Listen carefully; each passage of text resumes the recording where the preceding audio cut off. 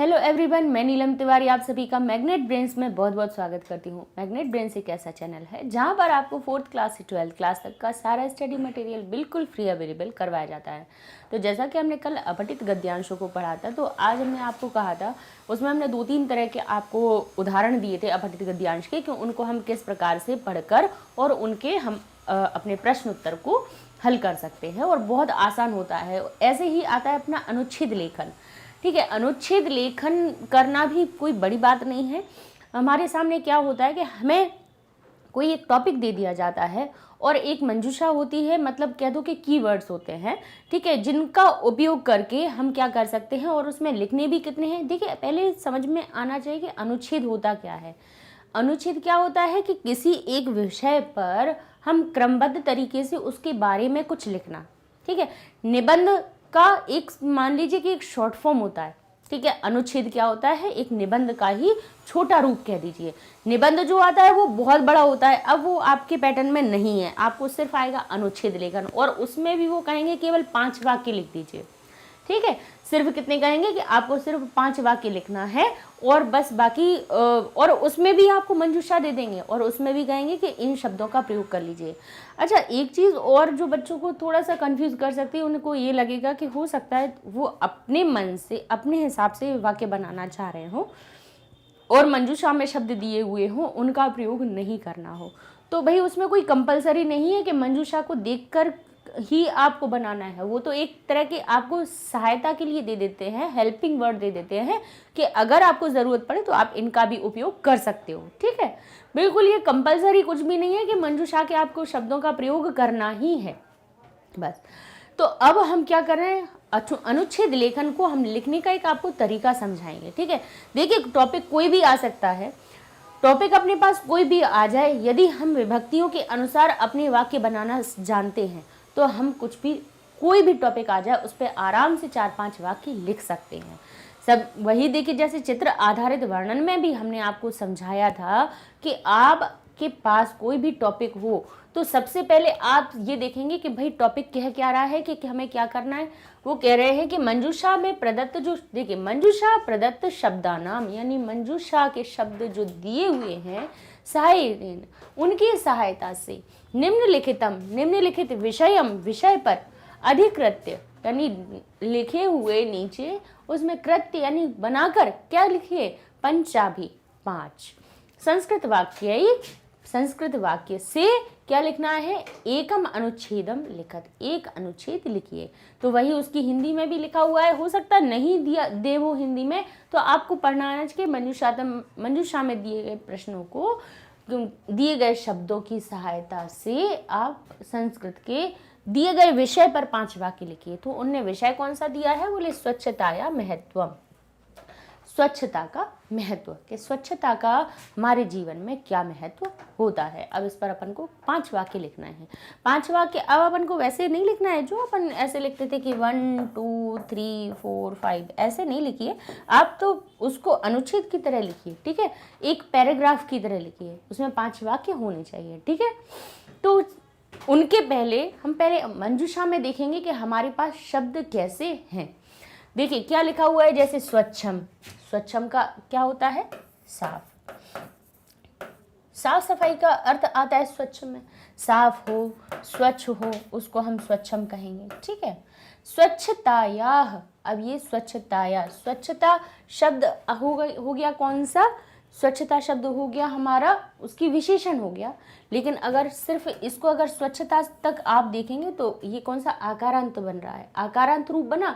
तो आकारांत स्त्रीलिंग शब्द में या शब्द कब लगता है, बोले स्वच्छता का, जब उसमें देखिए पंचमी और षष्ठी विभक्ति से या का अर्थ इसमें निकलेगा, या पंचमी का रूप निकालेंगे या इसमें अर्थ हमारा षष्ठी का निकलेगा। ठीक है, जैसे लतायाह होता है ना, लतायाह लतायाह, दो देखिएगा आप पंचमी और षष्ठी विभक्ति में, जिसमें लता में हम शेष शब्द भी लगा सकते हैं और लता शब्द में हम काकी का भी अर्थ निकाल सकते हैं।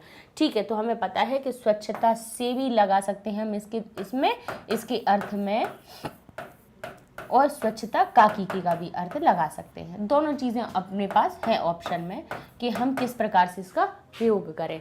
फिर कहते हैं शरीरम, यानी हमारे शरीर की बात कर रहे हैं हम, ठीक है, शरीर सिर्फ, क्योंकि शरीरम नपुंसकलिंग है, नपुंसकलिंग एक वचन का रूप है शरीरम। और नपुंसकलिंग में आपने देखिए प्रथमा और द्वितीय विभक्ति में समान रूप होता है, तो प्रथमा विभक्ति केवल नाम को इंगित करती है, और जो द्वितीय विभक्ति में जब वही शब्द आ जाता है तो उसमें को अर्थ लगने लगता है। तो इसमें हम शरीर शब्द उसका नाम भी कहीं पे बता सकते हैं, हम शरीर को भी कह सकते हैं कि शरीर को स्वस्थ रखने के लिए हमें आसपास का वातावरण स्वच्छ रखना चाहिए, हम ऐसा भी बोल सकते हैं। तो हमारा जो शरीर शब्द है उसमें को का भी हम अर्थ लगा सकते हैं, और हम अपना शरीर केवल नाम भी बताने के लिए भी हम प्रयोग कर सकते हैं शरीरम। उद्देश्यम, उद्देश्य तो आपको पता ही है कि जिस वजह से, उद्देश्य क्या होता है, हमारा प्रयोजन है ना, कि हमारा लक्ष्य क्या है, हमारा प्रयोजन क्या है, उद्देश्य उसको कहते हैं। ठीक है, उपयोगिता पता ही है आपको, जिस उपयोगिता क्या है, उपयोग यानी यूज, उपयोगिता का अर्थ क्या हो गया, यूज, यानी जो हम अपनी व्यवहारिक जीवन में स्वच्छता की उपयोगिता क्या है वो, उसके बारे में हम इसका अर्थ प्रयोग कर सकते हैं। स्थान हो गया, स्थानम यानी आसपास के स्थान को भी शब्द लगा सकते हैं। देखिए स्थानम शब्द जो आ गया, जैसे आप देखिएगा कोई भी जब नपुंसक लिंग शब्द आपको फलम की तरह दिखे तो उसका आप दो प्रकार से आप उसका क्या कर सकते हैं, प्रयोग कर सकते हैं। एक तो उसका प्रथमा विभक्ति में कर सकते हैं, जिसमें प्रथमा विभक्ति में नाम क्या निकलेगा, उसका प्रॉपर नाम बताने के लिए, जैसे फल राम ने कहते हैं, ऐसे पुस्तक ने, या उसका सिर्फ नाम इंगित करना हो। और दूसरा हम द्वितीय जब विभक्ति लगाते हैं तो उसमें क्या निकलता है, रूप एक ही तरह के होते हैं लेकिन अर्थ बदल जाता है, यहाँ पर उसी चीज में हमारा को लग जाता है। ठीक है, तो हम क्या कह सकते हैं, स्थान को भी कह सकते हैं, या स्थान हमारा केवल हम नाम को भी इंगित कर सकते हैं। अब देखिए स्वास्थ्य रक्षा, यही स्वास्थ्य रक्षा के लिए, ये अई शब्द लग गया जो क्या बता रहा है, के लिए का अर्थ बता रहा है। ठीक है, अब ऐसे ही कह रहे हैं वस्त्रादिकम, वस्त्र आदि, वस्त्र आदिकम, वस्त्र आदि शब्द में लगाने, मतलब इत्यादि, जब हम कहते हैं ना कि वस्त्र आदि, एक नहीं केवल के एक के वस्त्र को ही स्वच्छ करना चाहिए, बोले वस्त्र आदि चीज़ों को स्वच्छ करना चाहिए। तो आदि शब्द क्या कह देते हैं, एक्सेट्रा, जो ETC लगाते हैं उसी शब्द को इंगित करता है। ऐसे ही कहते हैं जलम शब्द, जलम शब्द हमें पता ही है कि जल के लिए प्रयोग कर रहे हैं, क्या जल को भी कह सकते हैं, इसमें जलम के, जलम जो इसमें विभक्ति माँ लगी हुई है तो इसको प्रथमा और द्वितीय दोनों तरह से हम प्रयोग कर सकते हैं। खाद्य वस्तुनि यानी खाद्य वस्तुओं को, मनसी यानी मन, प्रसन्नता मनसी प्रसन्नता, ये दोनों साथ में है, मनसी मन की प्रसन्नता होती है। समाजे सम्मानम, समाज में, देखिए समाजे शब्द है, सप्तमी विभक्ति लगी हुई है, इसका अर्थ है समाज में सम्मान। सर्वदा यानी हमेशा, कर्तव्यम यानी हमारा कर्तव्य है, हमारी ड्यूटी है। ठीक है, तो अब हम इसका प्रयोग करके किस प्रकार से बना सकते हैं, तो देखिए क्या लिखा, जैसे इसमें हमने इसलिए यहाँ पे आज पहले से ही बना के रखे कि जिससे क्या होता है कि अपना लिखने में जितना टाइम वेस्ट होता है उसकी जगह पे हम उसको उतना एक्सप्लेन कर दें, है ना। तो इसलिए आज हमने इसमें पहले से ही हमने आप लोगों के लिए लिख के रख लिए थे। तो देखिए क्या हम पहला जैसे वाक्य बना रहे हैं वो क्या बना रहे हैं कि स्वच्छता मानव के जीवने अतिशय आवश्यक अस्ति।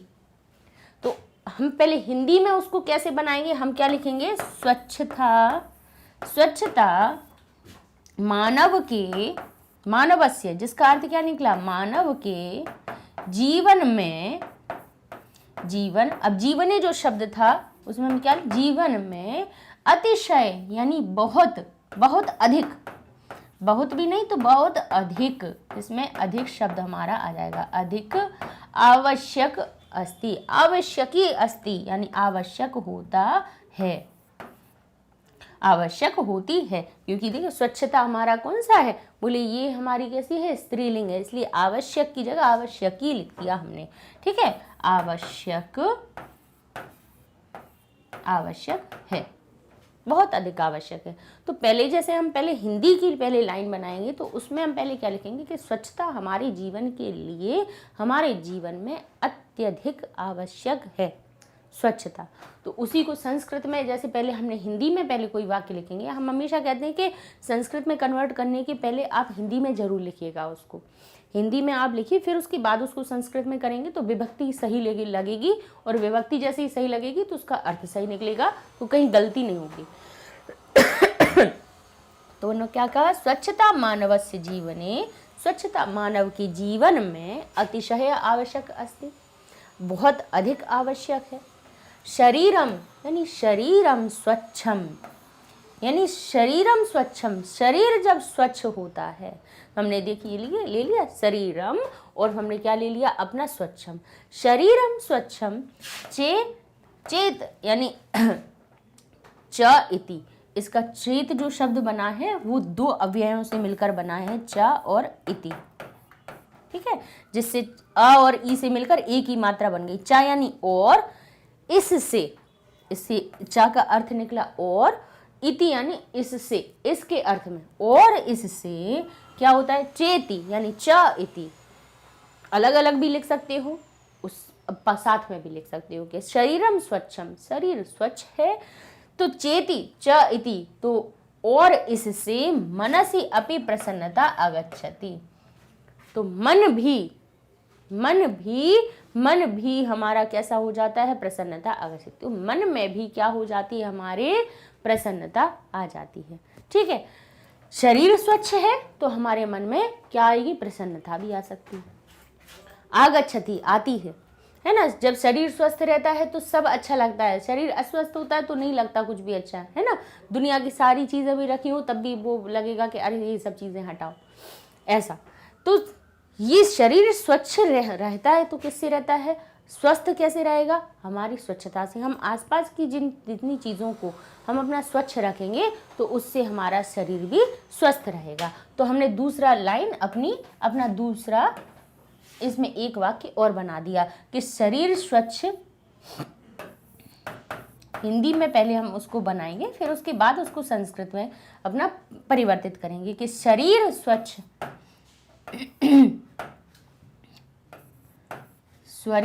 शरीर के स्वच्छ होने से क्या होता है, और शरीर स्वच्छ है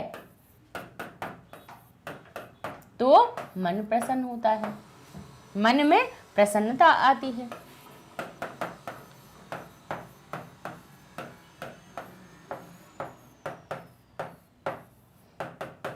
ठीक है, शरीर स्वच्छ होने से, यहाँ पे होने से भी लिख सकते हैं, या होता है तो मन में प्रसन्नता आती है। ठीक है, शरीर स्वच्छ होता है तो शरीरम स्वच्छम इति, शरीर स्वच्छ है तो क्या हो जाएगा, चेति मनसि अपि प्रसन्नता आगच्छति, तो मन में भी प्रसन्नता आती है।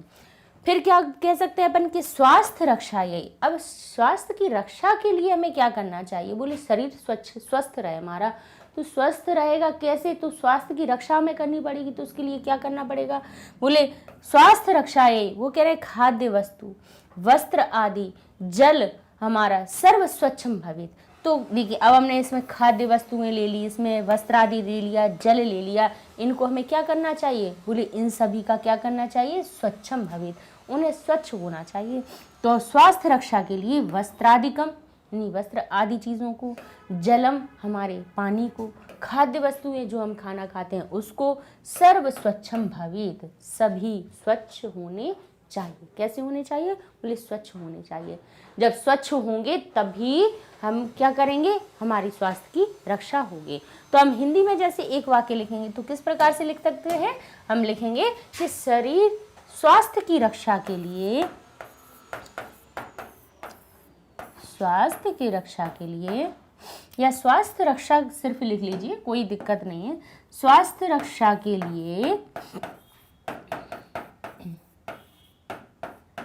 लिए हमें वस्त्रादि, जल आदि, जल को भी देखिए, हम कहें जल को, वस्त्र आदि को, तो आदि कम हो गया ना, जल को, फिर कह रहे हैं अपने खाद्य वस्तुओं को, खाद्य वस्तुओं को क्या करना चाहिए, उन्हें स्वच्छ रखना चाहिए। तो स्वच्छ होना चाहिए। तो उसका संस्कृत में हम क्या कन्वर्ट करेंगे, स्वास्थ्य रक्षा, यही स्वास्थ्य रक्षा के लिए वस्त्रादिकम जलम खाद्य वस्तूनि सर्व स्वच्छम भवेत्, उन सभी को कैसा होना चाहिए, हमारा स्वच्छ होना चाहिए। परिसरस्य यानी परिसर को जो होता है हमारा, यानी परिसर का अर्थ हुआ परि यानी चारों तरफ का वातावरण, परिसरस्य यानी चारों तरफ हमारे आसपास के वातावरण को कैसा, स्वच्छता, चारों तरफ की, परिसर कहते हैं ना कि हमारा ये कैंपस, परिसर का जैसे इंग्लिश वर्ड हो जाता है अपना कैंपस, जिसका अर्थ क्या होता है, परि का अर्थ होता है चारों तरफ, और सरस्य यानी चारों तरफ का, चारों तरफ की स्वच्छता अस्माकं कर्तव्यम, हमारा कर्तव्य है, चारों तरफ स्वच्छ। या फिर क्या लिख सकती हो कि पर्यावरण, परिसर से स्वच्छता भी लिख सकते हो, और आप क्या लिख सकते हो कि पर्यावरण की रक्षा भी हमारा कर्तव्य है ना। देखिए जैसे यहाँ पे अभी स्वच्छता वाली बात आ रही थी, तो हमने लिख दिया परिसर से स्वच्छता अस्माकं कर्तव्यम। यहीं पे अगर पर्यावरण रक्षा आ जाता अगर टॉपिक, तो उसमें क्या कर देते आप, तो उसमें परिसर से स्वच्छता की जगह आप लिख देते पर्यावरणस्य रक्षा अस्माकं कर्तव्यम।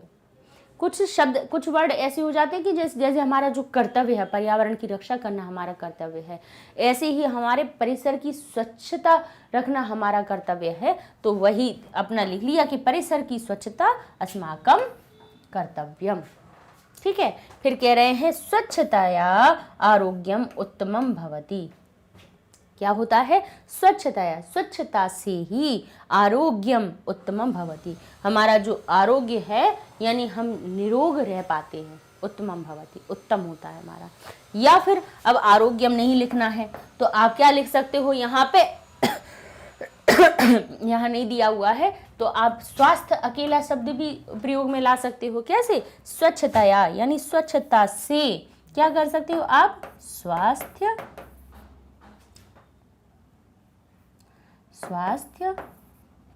उत्तमम भवति, हमारा क्या होता है, स्वच्छता से स्वास्थ्य हमारा कैसा होता है, उत्तमम भवति। या फिर आप क्या लिख सकते हो, स्वच्छता से, स्वच्छताया शब्द लगा दिया, इसका अर्थ निकला है स्वच्छता से, स्वच्छता से हमारा स्वास्थ्य आरोग्यम भवति, आरोग्यम, और यहाँ पे कॉमा जरूर लगाएगी क्योंकि आरोग्य शब्द बता रहा है कि हम निरोगी रहना, और उत्तम शब्द उसकी अच्छाई बता रहा है, तो कॉमा जरूर लगा दीजिएगा कि हम स्वच्छता से स्वास्थ्य हमारा आरोग्यम उत्तमम भवति। ठीक है, और फिर क्या लिख सकते हो भाई, हम और भी चीज़ें बता रहे हैं, ये तो कुछ लाइनें हो गई जो हमने इसमें आपके लिए पहले से लिख दी थी। और देखिए कल्पना शक्ति अपन कैसे बढ़ा सकते हैं कि स्वच्छ वातावरण से क्या होता है। अब आप क्या लिख सकते हैं, देखिए हिंदी में क्या लिख सकते हैं कि स्वच्छता से या स्वच्छ वातावरण से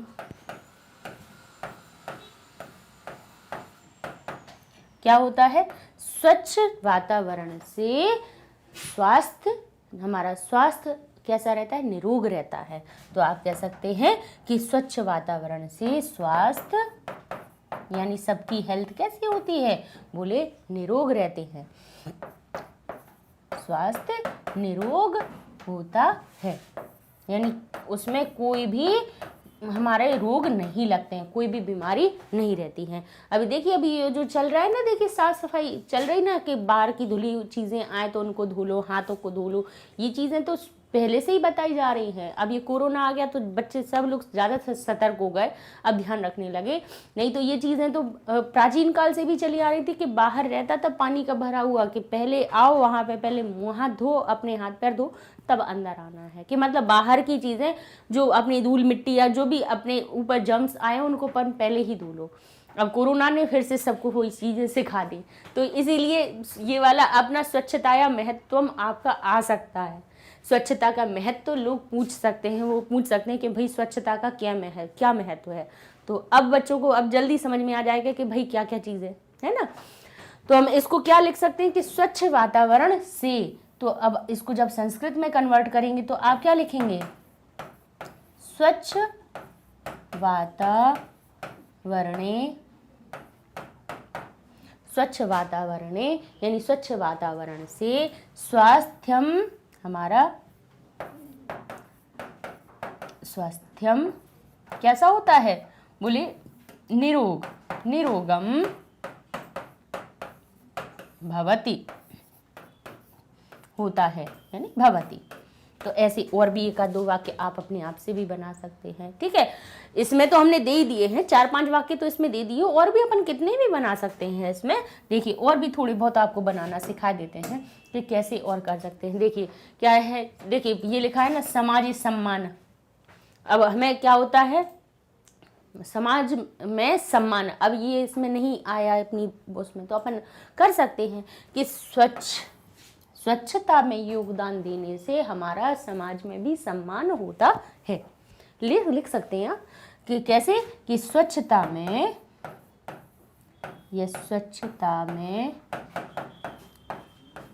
सहयोग से समाज में हमारा सम्मान होता है, ठीक है। अब देखिए स्वच्छता में, अब हम वही कहते हैं कि जब आप हिंदी में एक बार उसको जब लिख लेंगे ना, तो क्या होगा, जब उसको संस्कृत कन्वर्ट करोगे तो विभक्ति सही लगाएंगे। जैसे लिखा है स्वच्छता में, तो स्वच्छता में कौन सी विभक्ति लगानी है, हमें सप्तमी विभक्ति लगानी है। और स्वच्छता शब्द कैसा है, आकारांत है, तो जब आकारांत हम लगाएंगे तो उसमें कौन सा हमारा बन जाएगा, बोले स्वच्छता में, तो बोलेंगे स्वच्छतायाम,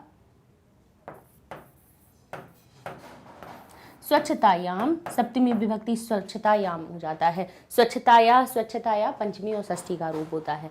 स्वच्छतायाम यानी स्वच्छता में सहयोग देने से, तो क्या कहेंगे, सहयोगेन, स्वच्छतायाम सहयोगेन समाज में, बोले समाजे सम्मानम, समाज में सम्मान। अब क्यों उसमें एक और अपन ने लगा दिया कि हमारा सम्मान होता है, तो समाज में जो शब्द लिखना है तो समाज शब्द में षष्ठी विभक्ति लगा दीजिए, तो क्या हो जाएगा, बोले समाजे। हमारा किसको कहते हैं, बोले अस्माकम, बोले क्या होता है, सम्मान होता है, तो बोले सम्मानम भवति, सम्मानम भवति।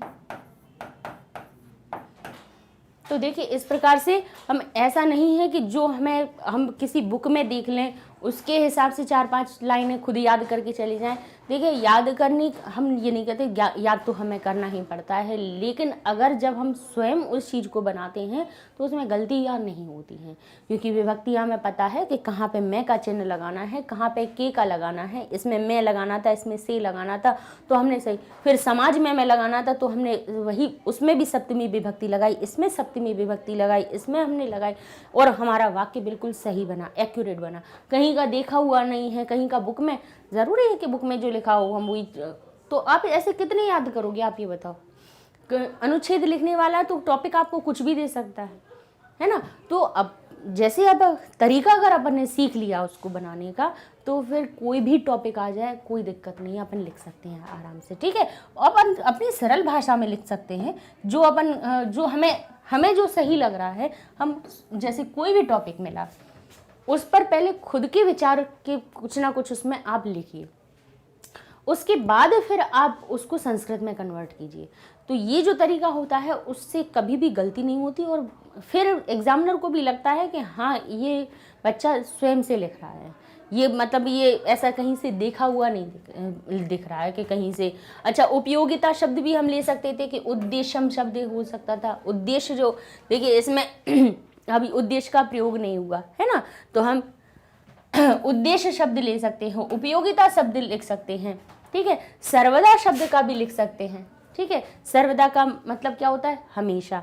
तो हम क्या कह सकते हैं, हमेशा शब्द एक अपने माइंड में लिया कि हमेशा शब्द है, इसका कैसे प्रयोग कर सकते हैं कि हमें हमेशा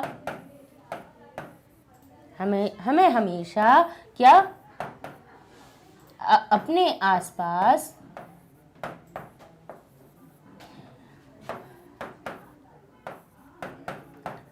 आसपास की, हमें हमेशा अपने आसपास की क्या करनी चाहिए,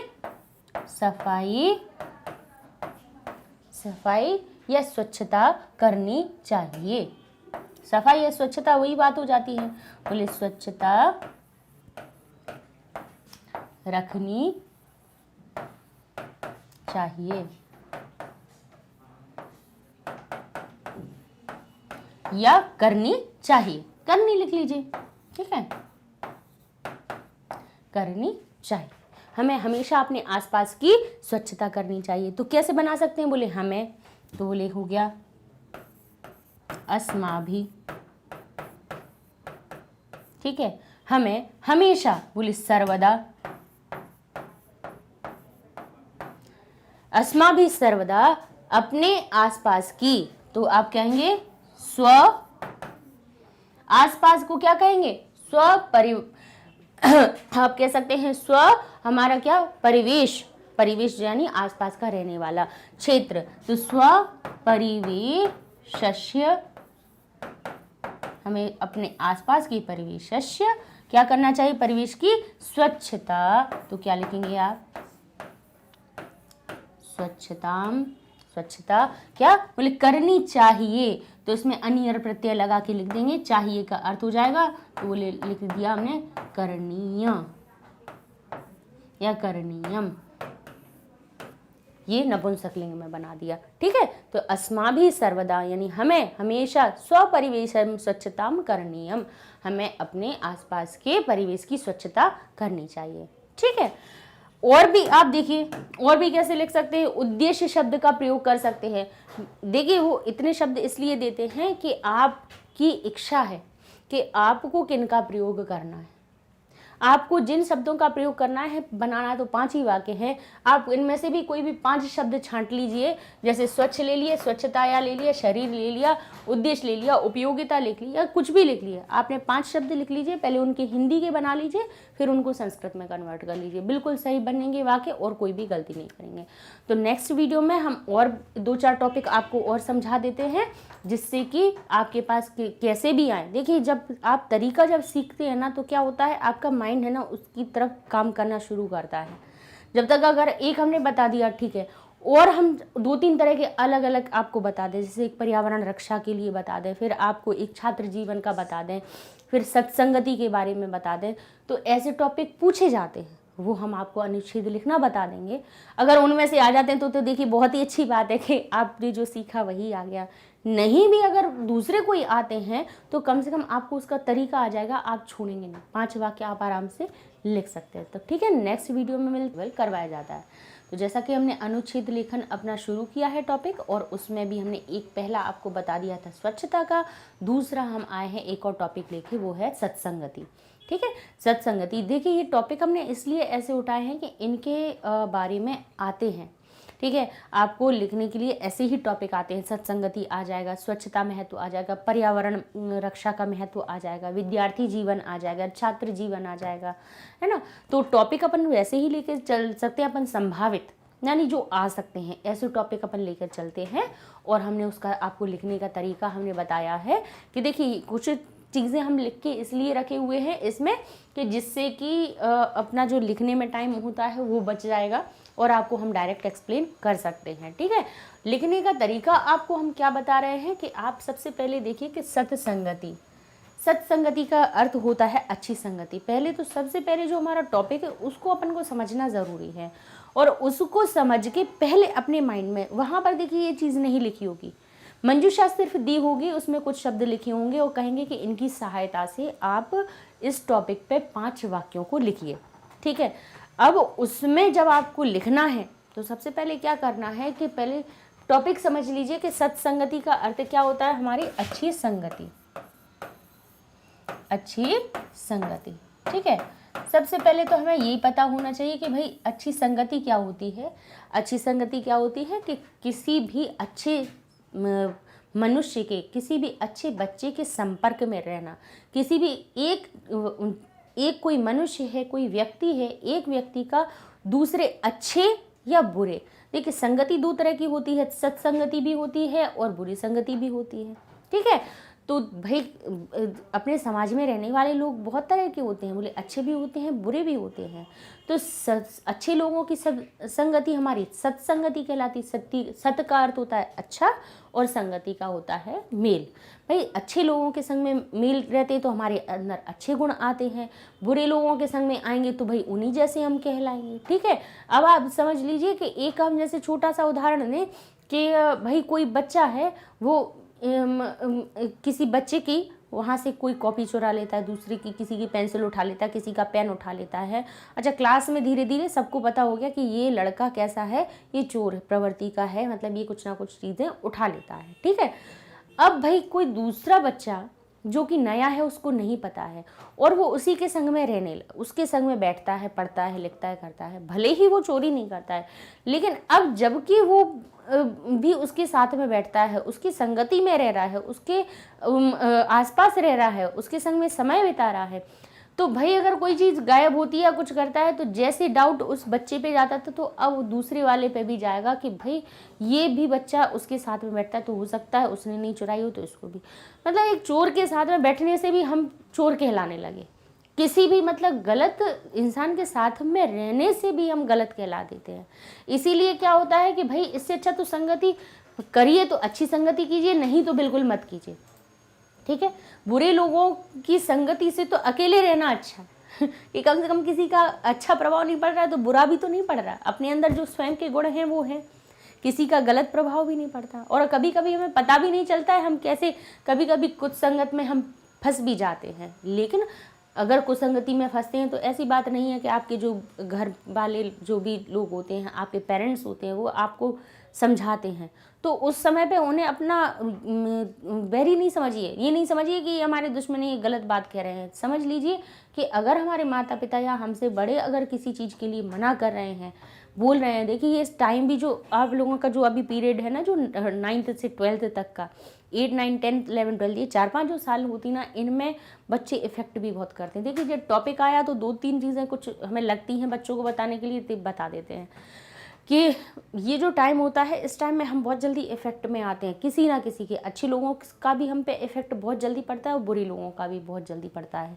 तो इस समय पे हमेशा ये ध्यान करिएगा कि अगर हम किसी के संग में रह रहे हैं और अगर हमारे माता पिता उसकी सराहना करते हैं या फिर ये कहते हैं कि नहीं बेटा उसके साथ मत जाओ, वो ठीक नहीं है, तो उस चीज़ को इस वे में मत ले जाना कि हमारे मम्मी पापा तो हमेशा टोकते रहते हैं, इसमें कभी मत ले जाना। ये हमेशा याद रखना कि अगर वो कुछ कह रहे हैं तो उसके पीछे कुछ ना कुछ कारण होगा, तभी वो आपको मना करें।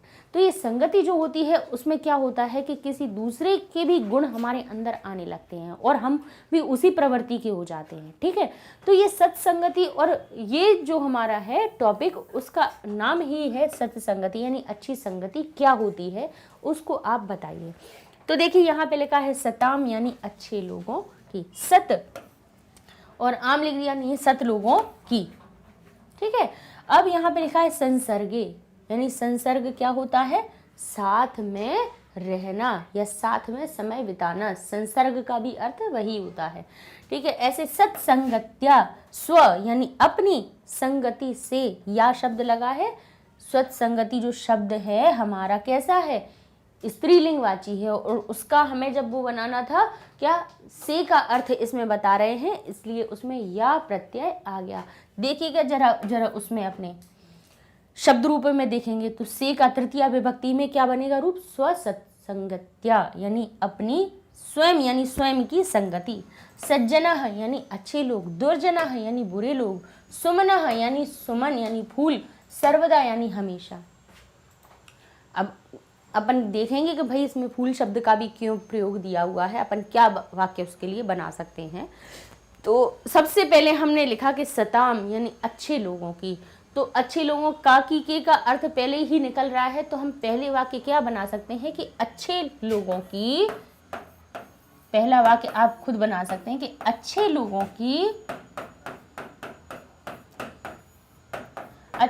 की संगति क्या कहलाती है, संगति सत्संगति कहते हैं। अच्छे लोगों की संगति को पहले तो उसके बारे में बताइए आप कि संगति कह क्या रहे हैं, संगति कहते हैं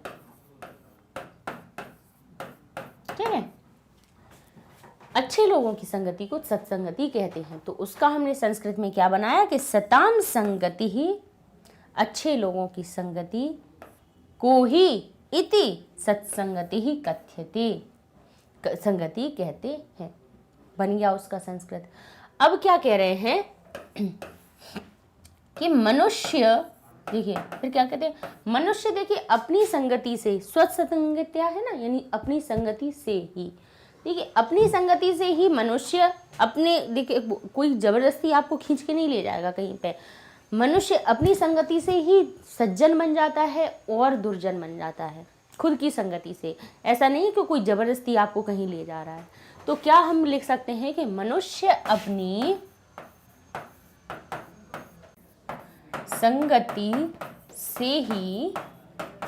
संगति से ही क्या बन जाता है, बोले सज्जन भी बन जाता है और दुर्जन भी बन जाता है। अपनी मनुष्य अपनी संगति से ही कैसा बन जाता है, अच्छा भी बन जाता है, अच्छा इंसान भी बनता है और अच्छा इंसान बन सकता है, और कैसा होता है, बुरा इंसान भी बनता है, इंसान हो जाता है, या फिर कैसा हो जाता है, या बुरा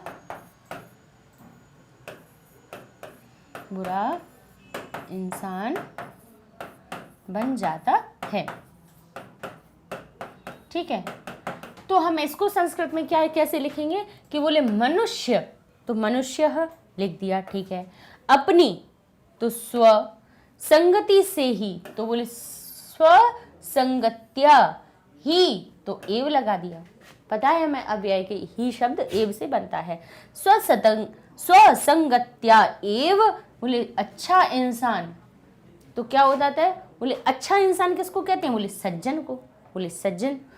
और कैसा, बुरा इंसान बन जाता है, दुर्जनों, या जो शब्द लगाना था, या बुरा इंसान बन जाता है। तो या जो शब्द है उसको संस्कृत में कहते हैं वा। ठीक है, जैसे और शब्द को च कहते हैं, एव शब्द को ही कहते हैं, ऐसे या शब्द जो हम कहते हैं अच्छा या बुरा, तो बोले सज्जनः वा दुर्जनो भवति। ठीक है, तो ये हमारा क्या बन गया, इस लाइन का हमने अपना क्या बना लिया, अर्थ बना लिया। अब और देख लेते हैं कि और हम क्या लिखेंगे। बोले अब हम कह सकते हैं कि जैसे अच्छे इंसान की संगति में रहने से अच्छा इंसान हो जाता है, अब हम कहेंगे कि अगर कोई व्यक्ति, कोई बच्चा या कोई भी मनुष्य, अब हम क्या कह सकते कि जो मनुष्य दुर्जनों की संगति में, दुर्जनों की संगति में, अभी हम हिंदी लिख रहे हैं पहले, जो मनुष्य दुर्जनों की संगति में अधिक समय तक रहता है वो भी दुर्जन बन जाता है। ठीक है, अब हमने ये अपने मन से एक वाक्य बनाया, तो उसको हम संस्कृत में कैसे लिखेंगे, बोले यो जनः, यानी जो जन, कैसा, दुर्जना नाम, दुर्जनों की, एक दुर्जन नहीं है इसलिए दुर्जनस से नहीं लिखा, बोले दुर्जना नाम, दुर्जनों की, बहुवचन का प्रयोग कर दिया। बोले जो जन दुर्जनों की संसर्गे, यानी साथ में, बोले अधिक, संसर्ग में, यानी संसर्गे लिखा है, देखो संसर्गे कैसा है, यानी साथ में या संगति में। तो संगति शब्द बार बार ना लेके हमने संसर्ग शब्द भी उसमें ले लिया। ठीक है, तो उन्होंने कहा देखिए संसर्ग इसमें था ना, इसीलिए हमने इसमें ले लिया कि संसर्ग में, संसर्ग यानी होता है साथ में। ठीक है, तो क्या कह रहे हैं, दुर्जना नाम, यानी दुर्जनों के संसर्ग में अधिकम कालम याप्यति, अधिक काल तक, याप्यति को कहते हैं समय व्यतीत करना, अधिक समय, अधिक काल तक, यानी अधिक समय तक उसके संग में क्या करता है, रहता है या समय व्यतीत करता है। तो सो अपि, तो वो भी, सह यानी सह, या देखिए सह अपि से बना ये हमारा सो अपि, यानी वह भी दुर्जना भवति। तो आप सह अपि भी लिख सकते हैं, तो वह भी क्या, आप क्या लिखेंगे, साथ साथ, जो मनुष्य दुर्जनों की संगति में अधिक समय तक रहता है,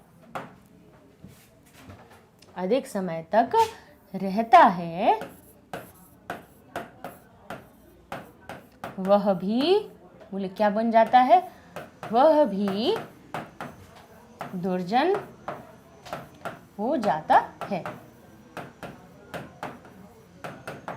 ठीक है, तो क्या हुआ, जो मनुष्य, बोले यो शब्द जो होता है वो जो के लिए प्रयोग करते हैं, ये भी एक अव्यय शब्द है। जो मनुष्य, यो जना, दुर्जनों की, बोले दुर्जना नाम, संगति में, बोले संसर्गे, अधिकम कालम, अधिक समय तक, बोले अधिकम कालम, याप्यति, रहता है, तो वह भी, तो सह अपि दुर्जनः भवति, वह भी दुर्जन हो जाता है। अब फिर उन्होंने अपन एक और कैसे लिख सकते हैं, बोले सुमनः संगात, यानी सुमन के संग में, सुमन यानी होता है फूल, फूल के साथ में कीट, जो कीड़ा भी होता है। देखिए सुमन एक क्या है, अच्छी संगति का उदाहरण बता रहे हैं। क्या कह रहे हैं कि सुमन की संगति में, यानी फूल की संगति से कीट यानी जो कीड़ा भी होता है, कीड़ा भी सताम यानी अच्छे लोगों के, सिरसी आरोहति, सिरसी यानी सिर पर, बोले आरोहति, सिर पर चढ़ा देते हैं हम। अगर एक कोई फूल है उसमें अंदर कीड़ा है, हमें नहीं है पता, लेकिन उसने अच्छी जन की संगति की है, तो वो भी कीड़ा होकर भी वो क्या, हमारे भगवान के मस्तक पे चढ़ जाता है, अच्छे लोगों के ऊपर उसको चढ़ाया जाता है। देखिए फूलों की माला पहनाई जाती है, अब उस फूल में अगर एक कोई कीड़ा भी है तो भी वो कितना भाग्यशाली हुआ कि वो किसी भगवान के गले में गई, या हमने किसी अपने ईश्वर के ऊपर उनको फूलों को चढ़ाया। तो यहाँ पे एक सत्संगति का उदाहरण हो गया कि सुमन के यानी फूल के संगति से कीड़ा भी, कीट अपि सताम सिरसी, यानी संतों के सिर पर क्या हो जाता है, आरोहति, चढ़ जाता है। परम, लेकिन यदि को अपि, यदि कोई सज्जन भी, लेकिन कोई अगर सज्जन भी चोराणाम यानी चोरों के संसर्गे साथ में कालम यापति समय व्यतीत करता है, तदा तब आरक्ष भी सो अपि चोरौ एव कथ्यते, तो अच्छा होने पर भी क्या होता है, वह भी चोर एव कथ्यते, उस पर भी क्या कह देते, उस पे भी आरोप किसका लग जाता है, चोर का, उसको भी लोग चोर कहते हैं। ठीक है, तो अतएव इसलिए अस्मा भी यानी हमें सर्वदा हमेशा सत्संगति एव करणीया, हमेशा सत्संगति ही करनी चाहिए। ठीक है, कि इससे क्या होता है, हमारा जीवन कैसा होता है, अच्छा बनता है। ठीक है, सत्संगति हमारे जीवन के लिए अत्यावश्यक है। अभी जैसे इनमें तो अंदर की बहुत अच्छे अपने हो ही गए, इसमें क्या बोलते हैं, अपन ने इतनी सारी लाइन अच्छी लिखी ली इसमें, और भी अपन क्या क्या लाइन बना सकते हैं, क्या क्या वाक्य बना सकते हैं, उनको भी अपन कुछ कुछ देख लेते हैं। भाई सिर्फ अपन को यही नहीं है कि ये 5 लाइनें हुई और छठवीं की अगर एक लाइन बीच की भूल गए तो अपन को छठवीं लिखना ही नहीं आ रहा, कि अपने मन से अपन नहीं लिख पा रहे। अब उनको अपने मन की भी रचना करनी है इसमें। अपन क्या कर सकते हैं, क्या लिख सकते हैं कि सत्संगति से जीवन कैसा बनता है, अच्छा बनता है ना। तो हम क्या कह सकते हैं, इसमें लिख सकते हैं, सत्संगति से हमारा जीवन कैसा होता है, अच्छा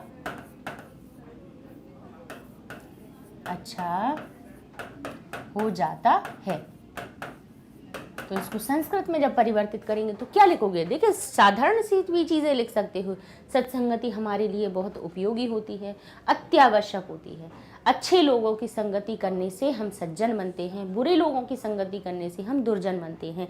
कैसे अपन संस्कृत में उनको साधारण से वाक्यों को भी कैसे लिख सकते हैं, तो वो लिखा सत्संगति से हमारा जीवन अच्छा होता है। तो हम क्या कहेंगे, सत्संगत्या, तो इसका अर्थ हो गया सत्संगति से हमारा, तो कहा अस्माकम, बोले जीवन, तो बोले जीवनम, बोले अच्छा तो कहा उत्तमम, हो जाता है यानी भवति, बन गया संस्कृत में। ठीक है, कि सत्संगत्या यानी सत्संगति से अस्माकम जीवनम उत्तमम भवति, हमारा जीवन अच्छा होता है। ठीक है, अब और क्या लिख सकते हैं अपन, सत्संगति हमारे लिए अति आवश्यक होती है।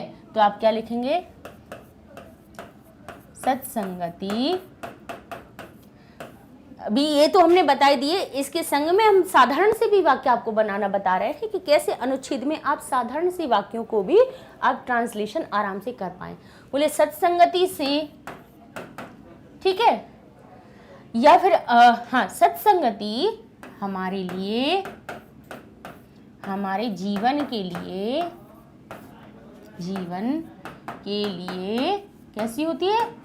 अति आवश्यक होती है, आवश्यक होती है। सत्संगति हमारे जीवन के लिए अति आवश्यक होती है। ठीक है, तो हम क्या लिख देंगे इसमें? सत्संगति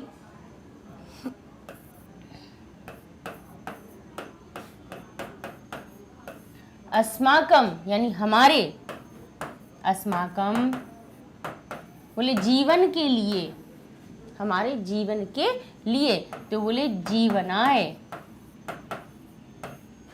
ठीक है, जीवन शब्द का चतुर्थी के लिए आया ना, तो हमने क्या लगा दिया उसमें? आय शब्द लगा लिया। बोले अस्माकम जीवनाय अत्यावश्यक, अत्यावश्यकम। बोले कम क्यों लगाया? क्योंकि जो जीवन शब्द है जीवन के लिए आवश्यक हो रहा है ना, तो नपुंसकलिंग के हिसाब से हमने उसमें उसका विशेषण भी क्या लगा दिया? अत्यावश्यकम भवति।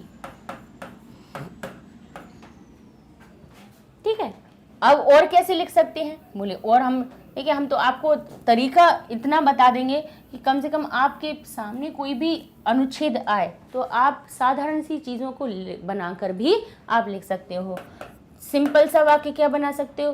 बोले अच्छे लोगों की संगति, अच्छे लोगों की संगति, अच्छे लोगों की संगति को क्या कहते हैं? बोले हम सत्संगति कहते हैं, सत्संगति कहते हैं। और क्या लिख सकते हैं? और बुरे लोगों की संगति को हम क्या कह सकते हैं? कुसंगति कह सकते हैं, कुसंगत कहते हैं। क्या बोलते हैं कि बोले कुसंगति हो गई, तो क्या कहेंगे? अच्छे लोगों की, तो क्या कहेंगे आप? सज्जनानाम। सज्जन शब्द अच्छे के लिए प्रयोग होता है। अच्छे लोगों को क्या कहा जाता है? बोले सज्जन। अब सज्जन में क्या लगाना है? की का अर्थ बताना है, यानी षष्ठी विभक्ति का प्रयोग। और एक नहीं है, बोले बहुत सारे हैं, तो क्या हो जाएगा? बोले सज्जनानाम, सज्जनानाम संगति, संगतिम। क्योंकि इसमें क्या लगा देंगे हम? को शब्द लगाना है ना, तो हम क्या कहेंगे? सत्संगतिम। क्या कहते हैं? अच्छे लोगों की सत्संगत, सज्जनानाम संगतिम सत्संगति कथ्यते, कहते हैं। कहते हैं शब्द जो भी जब भी आपको बनाना हो उसमें कथ्यते लिख दीजिएगा। ठीक है, तो क्या कहेंगे हम इसको? वैसा की वैसा ही लिख दिया, सत्संगति, और लिख देंगे कथ्यते। हो गया। ठीक है, इसी में अगर बुरे लोगों का लिखना होता तो क्या लिख देते? ये यहाँ पे दूसरा वाक्य भी देखिए, 5 वाक्य तो आप ऐसे ही लिख सकते थे कि अच्छे लोगों, सत्संगति हमारे लिए आवश्यक होती है, सत्संगति से हमारा जीवन अच्छा होता है, अच्छे लोगों की संगति को सत्संगति कहते हैं, बुरे लोगों की संगति को क्या कहते हैं? कुसंगति कहते हैं। बस इसी से अपने 4 वाक्य तो ऐसे ही बन गए, है ना। बस फिर और एक आध दो और ध्यान कर लीजिए, लिख लीजिए, है ना, कि अधिक काल तक रहते तो हम भी ऐसे ही हो जाते हैं। संतों की संगति अच्छी होती है। सुमन की संगति से कीट भी दूसरे लोगों के से मस्तक पर चढ़ जाता है, लेकिन कोई सज्जन चोर के संग में रहे तो उसको भी क्या कहा जाता है? उसको भी चोर कह दिया जाता है। अतएव हमें हमेशा क्या करना चाहिए? सत्संगति करनी चाहिए। तो इस प्रकार से यहाँ पे बुरे लोगों के लिए लिख दिया आपने, बुरे लोगों की संगति को क्या कहते हैं? कुसंगति कहते हैं। तो यहाँ पे भी हो जाएगा कुसंगति कथ्यते, और यहाँ पे क्या आ जाएगा? बोले दुर्जनानाम, दुर्जनानाम। बस हो गया। इस प्रकार से बहुत आसान होता है कि उसमें क्या बताना चाहता है। उसमें कोई जैसे एक जो टॉपिक होता है उस अनुच्छेद का मतलब भी होता है कि अगर आप 5 वाक्य भी लिखें तो 5 वाक्यों में उसका आपको सार बता दो आप, है ना। जैसे सत्संगति उन्होंने कहा तो आपने पहले आप जैसे कोई भी टॉपिक है, तो पहले तो आप उसको बता दीजिए कि उसका मानव जीवन में क्या उपयोग है। तो उसके लिए सबसे पहले कहना कि परोपकार, जैसे परोपकार आ गया तो क्या कहेंगे, परोपकारः मानवस्य जीवनस्य अत्यावश्यक भवति। मानव जीवन के लिए मानवाय जीवनाय अत्यावश्यकम भवति, बहुत आवश्यक होता है। फिर उसके बाद लिखिए कि भाई उस परोपकार होता क्या है, कैसे करना चाहिए, कौन कौन परोपकारी होते हैं, हमारे आसपास दिखने वाले कैसे लोग परोपकारी हो। तो बहुत आसान है, कोई बड़ी बात नहीं है अनुच्छेद लिखना। 4-5 वाक्य तो अपन ऐसे ही लिख देते हैं, 5-6 वाक्य हम तो कहते हैं कोई भी आपका टॉपिक आ जाए उसको पहले हिंदी में लिखना। कहाँ पर एक बच्चे ने उसमें ब्लैक बोर्ड पे थंबनेल में हिंदी लिखा हुआ देखा, तो उसने हमसे कह दिया कि मैम संस्कृत में आता है लिखना। अरे भाई, हम संस्कृत में ही लिखना सिखा रहे हैं, लेकिन पहले उसको आपको आसानी से कठिनता में परिवर्तित करना सिखा रहे हैं। कठिन का सीधा वजन रख देंगे तो फिर हमें वो नहीं चाहते कि हम आप फिर वो 5 लाइनें दे दी और आप 5 लाइनों को रटो, ये नहीं चाहते हम। ठीक है, इसलिए वो तरीका समझाते हैं जिस तरीके से आप स्वयं से करना सीखे अवेलेबल करवाया जाता है।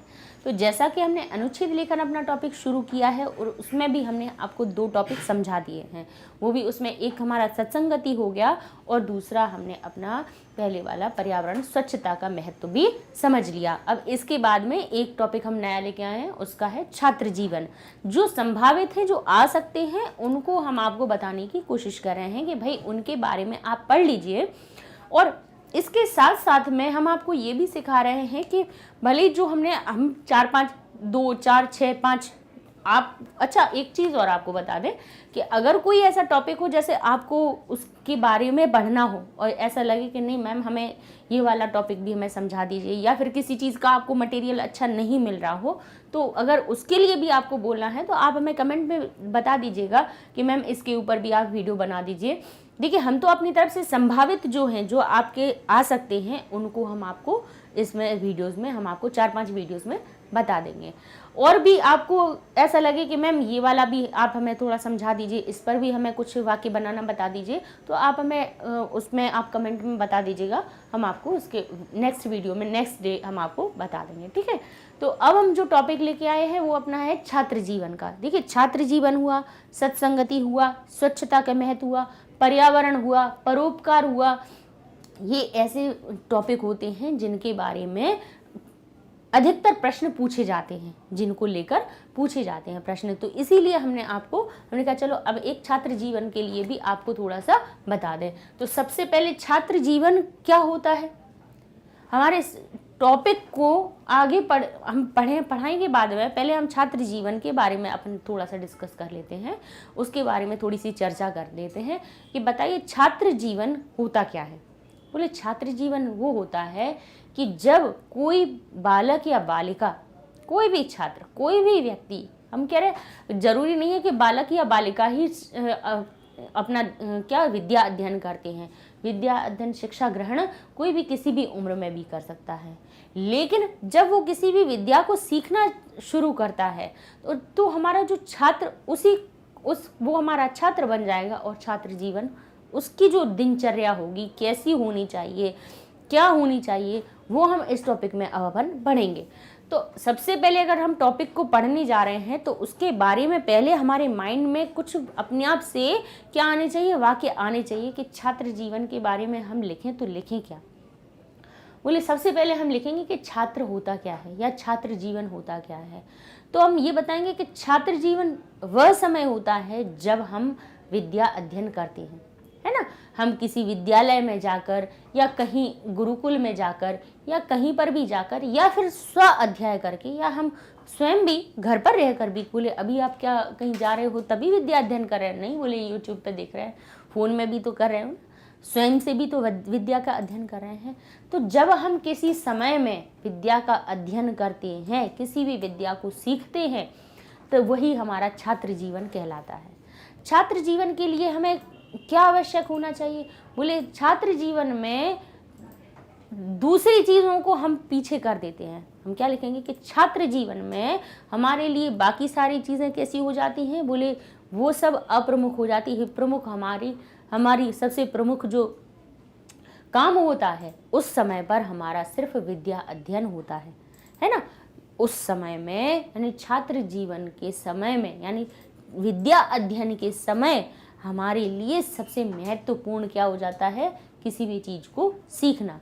फिर हम दिन रात उसके लिए मेहनत करते हैं, बाकी सारी चीज़ों को छोड़ देते हैं, बाकी सारी चीज़ों को पीछे रख के परे रख कर हम क्या करते हैं, विद्या अध्ययन करते हैं। यही हमारा छात्र जीवन होता है। ठीक है, इस समय में हमें देखिए सबसे पहले क्या होता है, विद्यार्थी पंच लक्षणम आपने पढ़े होंगे कि विद्यार्थियों के 5 लक्षण होना चाहिए। क्या कहते हैं, बोले काग चेष्टा बको ध्यानम स्वान निद्रा तथई विचय अल्पहारी गृह त्यागी विद्यार्थी पंच लक्षणम। तो ये भी आप आराम से एक विद्यार्थी जीवन या छात्र जीवन आ जाए तो उसमें आप ये लिख दीजिएगा कि एक छात्र का जीवन कैसा होना चाहिए। कहते हैं काग्र चेष्टा, यानी कौवे जैसी उसकी चेष्टा होनी चाहिए। कौवे की चेष्टा देखिए कि उसका लक्ष्य, चेष्टा प्राप्त करने की उसकी इच्छा कैसी होती है कि वो कहीं पे भी देखेगा और उस पर ध्यान लगा के जैसे ही उसको ले चीज़ चाहिए तो वो आप कितना भी बचाते रहोगे और वो अपना कोई भी उसका जो लक्ष्य होगा या कोई भी वस्तु जो उसको लेनी है वो तुरंत उसको लेकर उड़ जाएगा। यानी उसके अंदर चेष्टा है, उस चीज़ को प्राप्त करने की इच्छा है, प्रबल इच्छा कि नहीं इसको तो मुझे प्राप्त करना ही है। ऐसा नहीं कि किसी की बुक छुड़ा लाओ, बोले ये हुई काग्र चेष्टा, ये नहीं। किसी भी विद्या का अध्ययन में चेष्टा हमें उस प्रकार की होनी चाहिए, फुर्ती होनी चाहिए हमारे अंदर, मतलब आलस्य नहीं होना चाहिए, अरे यार सीख लेंगे, क्या जा रहा अनुच्छेद लेखन सीखने में। तो ये प्रमाद यानी आलस्य नहीं होना चाहिए। ठीक है, तो काग्र जैसी चेष्टा बको ध्यानम, ध्यान कैसा होना चाहिए, बगुले जैसा। बगुला अपनी एक टांग पर खड़ा होता है अपने शिकार के लिए। आपने देखा हो सॉरी, तालाब में जब अब तालाब या पानी की जगह में अगर बगुला अपने जब ध्यान लगाता है अपनी मछली पकड़ने के लिए या फिर अपने भोजन को इकट्ठा करने के लिए, तो वो एक टांग पे खड़ा रहता है। तो इसका मतलब ये नहीं है कि मैम ने कहा तो हम एक टांग पे खड़े होकर पढ़ रहे हैं, इसका मतलब ये नहीं है। इसका मतलब ये है कि ध्यान लगाना, ध्यान से किसी चीज़ को पढ़ना, है ना। कि ये नहीं है कि बुक रख ली सामने पढ़ रहे और बाद में सोच रहे नीचे देख लो चैट कौन कौन कर रहा है, चलो अपन चैट कर लें। तो ये बको ध्यानम, बगुले जैसा ध्यान रखिए कि पढ़ रहे हैं तो हमारा कंसंट्रेशन पढ़ाई पर ही हो, हमारा ध्यान उसी चीज़ पर हो जिस चीज़ को हम सीख रहे हैं। ठीक है, फिर कहते हैं स्वान निद्रा। स्वान यानी कैसी, कुत्ते जैसी नींद कैसी होनी चाहिए, स्वान जैसी होनी चाहिए। बोली जरा सी खट आवाज़ सुनी और आंखें जग गई। ऐसा नहीं आप सो रहे हैं 10-10 11 बजे तक उठ रहे हैं और फिर कह रहे हैं अरे पढ़ना है, ठीक है पढ़ लेंगे, ठीक है। स्वान जैसी निद्रा होनी चाहिए, बिल्कुल सो गए, हाँ ठीक है, जितनी आपके शरीर को आवश्यकता है उतना सो लिया, उतनी निद्रा अपनी ले ली और उसके बाद में तुरंत उठ गए, नहीं हमें उठना है, सुबह उठ कर पढ़ना है। तो नींद ऐसी हो जाए कि टाइम ना देखना पड़े, अपने आप खुल जाए। बोले स्वान निद्रा। बोले अल्पहारी, अल्पहारी क्यों कहा गया कि हिसाब से भोजन करने वाला है, ये नहीं भर पेट के दबा दबा के खा रहे हैं, ये भी खा लो वो भी खा लो। फिर अच्छा क्यों अल्पहारी कहा गया, बोले इसलिए कहा गया कि जब बहुत भरपेट के भोजन कर लोगे तो फिर आएगी नींद और फिर तो हो गई पढ़ाई, फिर नहीं होनी है। तो अल्पहारी और गृह त्यागी, घर ही नहीं छूट रहा, घर से बाहर ही नहीं निकल पाते। अब देखो कोरोना में तो भाई मजबूरी हो गई कि गृह त्याग बच्चे नहीं कर सकते हैं, कोई बात नहीं, लेकिन पहले ये कहते थे कि गृह त्यागी ही अच्छा विद्यार्थी बन सकता है। कैसे, जब उसका गृह त्यागी का अर्थ ये नहीं हुआ कि घर छोड़ के भाग जाओ बाहर बैठ जाओ, नहीं। गृह त्यागी का अर्थ क्या हुआ कि घर की बाकी मोह माया से, बाकी चीज़ों से त्याग कर देना अपने आप को और अपने आप को शिक्षा में रत कर लेना। बोले इसको कहते हैं गृह त्यागी। गृह त्यागी का ये नहीं है कि घर छोड़ के हम वन में चले गए सीखने के लिए शिक्षा। पहले तो यही होता था, गुरुकुल में घर से बाहर क्यों ले जाते थे, क्योंकि जिससे बच्चे का जो ध्यान है वो घर की चीज़ों में ना हो कि वो अपनी सही विद्या का अध्ययन कर सके, जो भी शिक्षा उसको मिल रही है उसको वो प्राप्त कर सके। तो ये 5 लक्षण होते हैं भाई, हम इनके बारे में भी अपने छात्र जीवन में लिख सकते हैं। तो भाई कैसे अपन वाक्य बनाए, तो हम अपन मंजूषा को देख लेंगे कि भाई इसमें क्या क्या बोले लिखा हुआ है। बोले विद्यार्जनम यानी विद्या का अर्जन, विद्या का अर्जन यानी विद्या प्राप्त करना। परित्यज्य यानी छोड़ देना। काग चेष्टावान यानी कौवे जैसी चेष्टा होनी चाहिए। तपोमय जीवन यानी जैसे तप कोई करता है, जब सन्यासी, तब जो ऋषि मुनि जब तप करते हैं तब वो तप में किसी एक ईश्वर का ध्यान उनने कर लिया तो इधर उधर उनका दिमाग नहीं जाएगा, उनका ध्यान एक जगह। ये तपोमय जीवन और बाकी सारी चीज़ों से पृथक हो जाते हैं। मतलब ये भी नहीं कि हमें थोड़ा फ़ोन भी चलाना है, हमें ये भी करना है, हमें थोड़ी टीवी भी देखना है, हमारी मतलब अपनी और चीज़ों से एडजस्टमेंट नहीं करना चाह रहे हैं, पढ़ाई को दूसरा रख दिया, अपनी बाकी चीज़ों को प्रमुखता कर दी। बोले नहीं, तपोमय जीवन होना चाहिए। गृह त्याग का समझ गए, घर को त्यागना नहीं, इधर है कि गृह त्याग कर देना। तो गृह का अर्थ ये नहीं कि घर त्याग कर दो, बोले बाकी सारी चीज़ों से, घर में जो चीज़ें हो रही हैं भाई उन सब चीज़ों से ध्यान हटाकर अपना पढ़ाई पर लगाना। विद्यार्थी नहीं तो कोई ये भी आ गए, मेहमान भी आ गए, ये भी आ गए, वो आ गए, अब सबसे ये इनसे भी बातें हो रही, उनसे भी हो रही, ये भी चल रहा है। मतलब सारी चीज़ों से पे जब चार तरफ ध्यान ले जाओगे तो फिर पढ़ाई पे उतना कर पाओगे? नहीं कर पाएंगे। बोले शक्नोति यानी कर सकना चाहिए, कर सकते हैं। अब विद्या अध्ययनम यानी विद्या का अध्ययन। अब ये कुछ इसमें शब्द दे दिए हैं, उनका हमें प्रयोग करना है और हम उसमें एक अनुच्छेद लिख सकते हैं। कैसे? बोले लिखें कि यह यानी जो विद्यार्जनम, विद्या का अर्जन कर्तुम करता है, करने की बोले इच्छति इच्छा रखता है, विद्यार्जनम च संलग्नम भवति। देखिए अब यहाँ पे कॉमा जरूर लगाएंगे, इनमें कॉमा इसमें छूट गया लेकिन हम लगा देते हैं आपको कि यह विद्यार्जनम कर्तुम इच्छति, जो विद्या का अर्जन करने की इच्छा रखता है, विद्यार्जनम च संलग्नम भवति, विद्यार्जन क्यों ले लिया यहाँ पे? देखिए विद्या का अर्जन यानी विद्या प्राप्त करना। बोले विद्यार्जन और विद्या अर्जन में संलग्न होता है, सह विद्यार्थी उच्यते, उसी को विद्यार्थी कहते हैं। भाई छात्र और विद्यार्थी के बारे में बता रहे हैं ना, छात्र जीवन के बारे में बता रहे हैं, विद्यार्थी जीवन के बारे में बता रहे हैं, तो पहले हमें ये भी तो बताना चाहिए कि भाई विद्यार्थी होता कौन है? तो बोले विद्यार्थी वो होता है जो बोले विद्या अर्जन में संलग्न होता है, विद्या को प्राप्त करने में संलग्न रहता है, वो विद्यार्थी कहलाता है, उसको हम विद्यार्थी कहते हैं। सह विद्यार्थी उच्यते। अब कहते हैं विद्या अध्ययनाय, विद्या अध्ययन के लिए छात्र विद्यालयम गच्छति। ठीक है, विद्या अध्ययन के लिए छात्र कहाँ जाते हैं? विद्यालय जाते हैं। सह यानी वे, सर्वविधम, सर्व यानी सब, विधि यानी प्रकार, सर्वविधम सुखम परित्यज्य, देखिए परित्यज्य यानी त्यागना हो गया। वे सब प्रकार के, सर्वविधम सुखम, सर्व प्रकार के सुखों को परित्यज्य यानी त्याग कर, अहर्निशम, अहर्निशम यानी दिन रात, अहर और निशम दोनों चीजों से मिलकर बना। बोले दिन और रात विद्या अध्ययनम करोति, विद्या का अध्ययन करते हैं। वे सर्वविधम यानी सभी प्रकार के बोले सुखों को छोड़कर, त्याग कर दिन रात विद्या का अध्ययन करते हैं। और ये ध्यान कर लीजिए, आप कहोगे कि यार दिन रात कौन पढ़ाई करता है, लेकिन बच्चों ध्यान रखिए कि जो सब चीज़ों को छोड़कर आगे लक्ष्य की ओर अपने हमेशा ध्यान, एक उनका जब लक्ष्य रहता है और उसकी जब वो लक्ष्य प्राप्त करने की उनकी जब चेष्टा बन जाती है ना, जैसे कौए की चेष्टा होती है, काग्र चेष्टा जब बन जाती है, तो उसके लिए दिन और रात मायने नहीं रखता, फिर वो उसको लगता है ये लक्ष्य हमें प्राप्त करना है। तो देखिए जो IAS IPS जो ऑफिसर्स बनते हैं, कैसे बनते हैं? इतने ऊंचे ऊंचे सर्जन बनते हैं, डॉक्टर बनते हैं, ऐसे ही बन जाते हैं क्या? नहीं, उनके अंदर लक्ष्य प्राप्त करने की काग्र चेष्टा आ गई है, बकों का ध्यान आ गया है, स्वान निद्रा आ गई है। तो क्या होता है फिर? वो सारे सुखों को त्याग देते हैं। सह सर्वविधम सुखम परित्यज्य, सारे सुखों को छोड़कर, अहर्निशम दिन रात बोले विद्या अध्ययनम करोति, विद्या का अध्ययन करते हैं। विद्यार्थी क्या कहते हैं? अल्पहारी, अल्पहार कम आहार करने वाले, गृह त्यागी होते हैं, घर को त्यागने वाले होते हैं। काग चेष्टावान, काग्र की चेष्टा जैसे होते हैं। बोले बक ध्यान युक्त, और बगुले के ध्यान के जैसे युक्त होते हैं। उनके अंदर कैसा ध्यान होता है? बोले बक जो होता है इसको क्या कहते हैं? बगुला। बक ध्यान युक्त यानी बगुले के ध्यान जैसे युक्त होते हैं। अल्प निद्रालुश्च यानी और अल्प निद्रा लेने वाले होते हैं। अल्प निद्रालुश्च यानी थोड़ी नींद लेने वाले होते हैं। भवेत यानी होते हैं। ठीक है, कैसे होना चाहिए? बोले विद्यार्थी कैसे होते हैं? बोले अल्पहार, गृह त्यागी, काग चेष्टावान, बक ध्यान युक्त, अल्प निद्रालुश्च भवेत। होते हैं।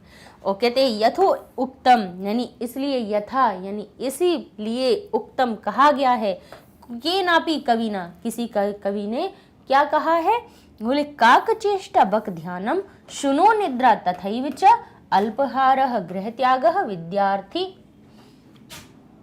ये गलत लिखा हुआ है, यहाँ लिख देते हैं हम,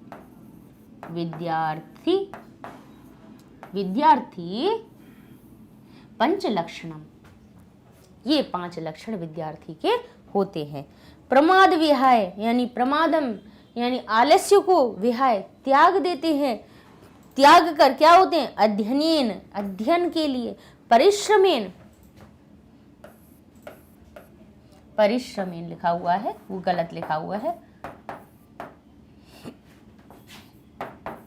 यानी परिश्रम से विद्यार्थम विद्या का अर्जन करते, विद्यार्थी भवितुम शक्नोति, उन्हीं को हम क्या कहते हैं, विद्यार्थी कह सकते हैं।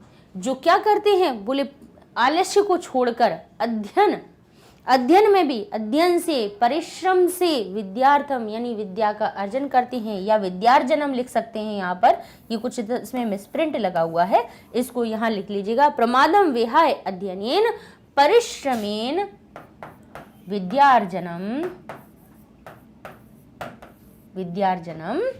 विद्यार्थी भवितुम शक्नोति, हो सकते हैं। तेन उनका, बोले कैसा होना चाहिए, तपोमय जीवनम, उनको क्या करना चाहिए, तपोमय जीवनम अनुकरणीयम इति, अनुकरण करना चाहिए। विद्यार्थियों को कैसा करना चाहिए, बोले हमेशा तपोमय जीवन बनाना चाहिए। ठीक है, तो इस प्रकार से देख लीजिए, हम विद्यार्थी जीवन पर आराम से उसमें हम एक अनुच्छेद अपना लिख सकते हैं कि विद्यार्थी का जीवन कैसा होना चाहिए। ठीक है, तो ये हमने आपको इसमें बता दिया कि भाई एक छोटा सा टॉपिक है, उसको क्लियर कर दिया। अब नेक्स्ट टॉपिक में हम एक नया टॉपिक लेके आएंगे। ऐसा चैनल है जहां पर आपको 4th क्लास से 12th क्लास तक का सारा स्टडी मटेरियल बिल्कुल फ्री अवेलेबल करवाया जाता है। तो जैसा कि हम अनुच्छेद लेकर हमने अपना टॉपिक उठाया है और उसको हम समझ रहे हैं, तो उसमें भी अब हम कौन सा टॉपिक लेके आए हैं, अपना परोपकार। ये हम आप लोगों के लिए टॉपिक ऐसे ला रहे हैं जिनकी संभावनाएं हैं आपके एग्जाम में आने की। और देखिए, अनुच्छेद जो लेखन आपका आएगा वो कितना आएगा, आपको 5 लाइन लिखने के लिए आएंगी, 5 वाक्य आपको लिखने होंगे, 5 वाक्य लिखे होंगे। देखिए लिखा, पढ़ना समझ जाइए कि अनुच्छेद लेखन का प्रश्न जो आता है उसमें कहाँ लिखा होता है, बोले लिखिए मंजूषा प्रदत्त शब्द नाम, यानी मंजूषा में जो शब्द प्रदत्त किए यानी दिए हुए हैं, उनके सहायन, उनकी सहायता से, बोले निम्नलिखितम विषयम, निम्नलिखित नीचे लिखे हुए विषय पर क्या किए, पंचाभि 5, बोले पंचाभि संस्कृत वाक्य एकम अनुच्छेद लिखम, अनुच्छेदम लिखम, मतलब एक अनुच्छेद लिखिए और उसमें भी कितने, सिर्फ 5 वाक्य लिखने हैं। अब 5 वाक्य लिखने हैं और परोपकार जैसा हमें मिल गया है टॉपिक। परोपकार जो हमारा खुद का टॉपिक है वो इतना बड़ा होता है कि उसको हम निबंध में लिख लेते हैं, समझ जाइए, और उसको सिर्फ 5 वाक्य में लिखना है। तो 5 वाक्य आप ऐसे लिखना है अपन को कि एग्जामिनर भी देखे तो वो खुश हो जाए कि भाई कोई निबंध अगर 5 पेज में भी लिखता तो वो इतनी अच्छी बात ना कह पाता जितनी बात हमारी 5 वाक्यों में कह दी। ठीक है, तो हम जब वाक्य हम कई प्रकार के हम याद करते हैं, कई प्रकार के वाक्य लिखते हैं, उनमें भी हम फालतू की चीज़ें ना लिख के, ऊट पटांग के कुछ भी ना लिख के, हम अच्छी चीज़ें, सार्थक चीज़ें हम लिख के अगर 5 वाक्यों में भी आते हैं तो हमारे पूरे मार्क्स उसमें मिल जाते हैं। तो ऐसे ही हमने कुछ उनका जो हमारे परोपकार है उस टॉपिक पर हमने बहुत सारे कुछ अच्छी अच्छी चीज़ें जो वाक्य थे उनको हमने लिखा और उसके बाद हमने कहा अब इसको एक्सप्लेन करेंगे। भाई अभी तक कभी हम जब चित्र वर्णन में क्या करते थे, हम आपको एक एक करके लिख के बताते थे, लेकिन उसमें क्या होता था, लिखने का भी समय बहुत ऐड हो जाता था, है ना, वो भी अपना समय हो जाता था, वीडियोस बहुत लंबे हो जाते हैं, बच्चों के ऊबने लगे, जो चीज़ बताना चाह रहे हैं वो बेचारे देख ही नहीं पाए तो क्या मतलब है। इसलिए हमने कहा लिख लेते हैं, समझा देंगे आपको, उस समय के का अपना बचेगा समय, उसमें अपन समझ लेंगे।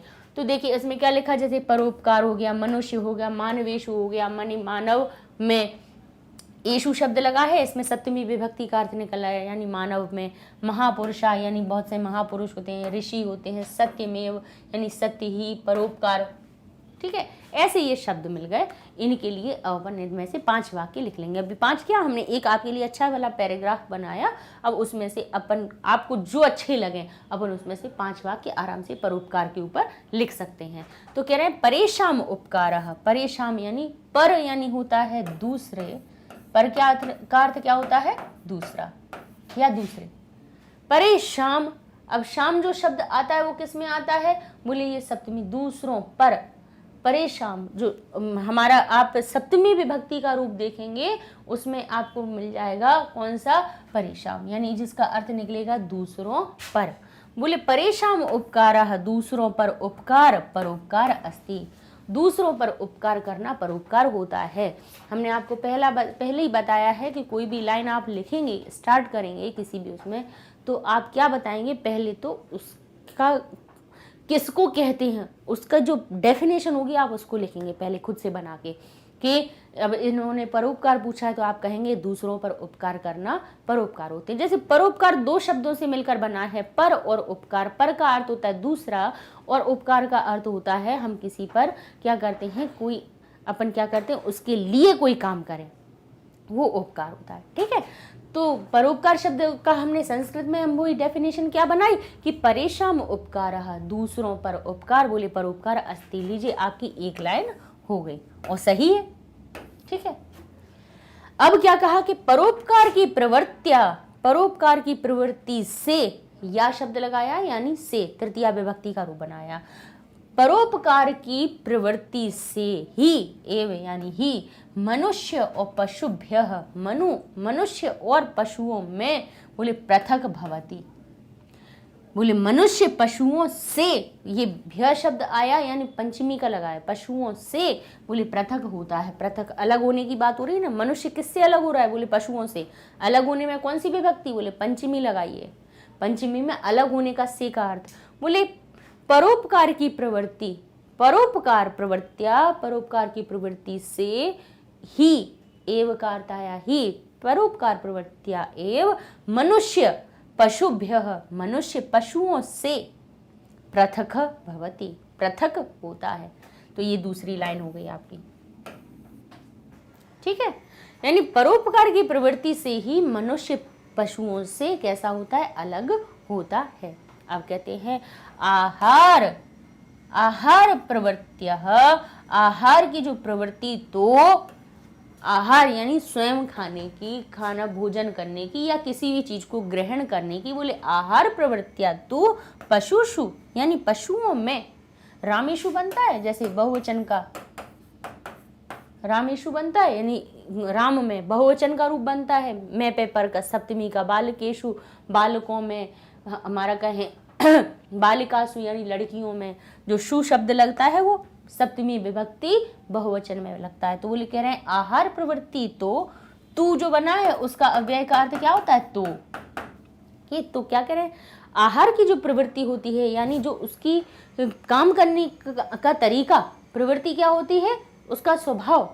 प्रवृत्ति किसको कहते हैं, स्वभाव की। तो आहार की प्रवृत्ति तो पशु में भी, पशु यानी पशुषु अपि, पशुओं में भी, बोले तथैव भवन्ति, वैसी ही, तथैव का मतलब वैसी ही, तथा यानी वैसा और एव लगा दिया उसमें तो ही, वैसी ही होती है, यथा जैसी, मानवेषु परम मानवेषु जैसी मानव में होती है, परम लेकिन मानवः, लेकिन मानव का स्वविवेकिन, स्वविवेक से, उचित अनुचित ज्ञानेन, अपने स्वयं के ज्ञान से, उचित और अनुचित ज्ञान से, एव आत्मनम उच्चासने उच्च पदे च स्थापित।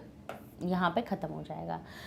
लेकिन अब हम जैसे दूसरी लाइन देखिए, बड़ी लाइन लिख दीजिए क्योंकि ऐसा घबराना नहीं है कि बड़ी क्यों लिखें। तो अब ये तो हम हिंदी में भी कह सकते हैं ना कि देखिए उचित अनुचित में भेद कर पाते हैं, इसीलिए मनुष्य पशुओं से अलग होते हैं।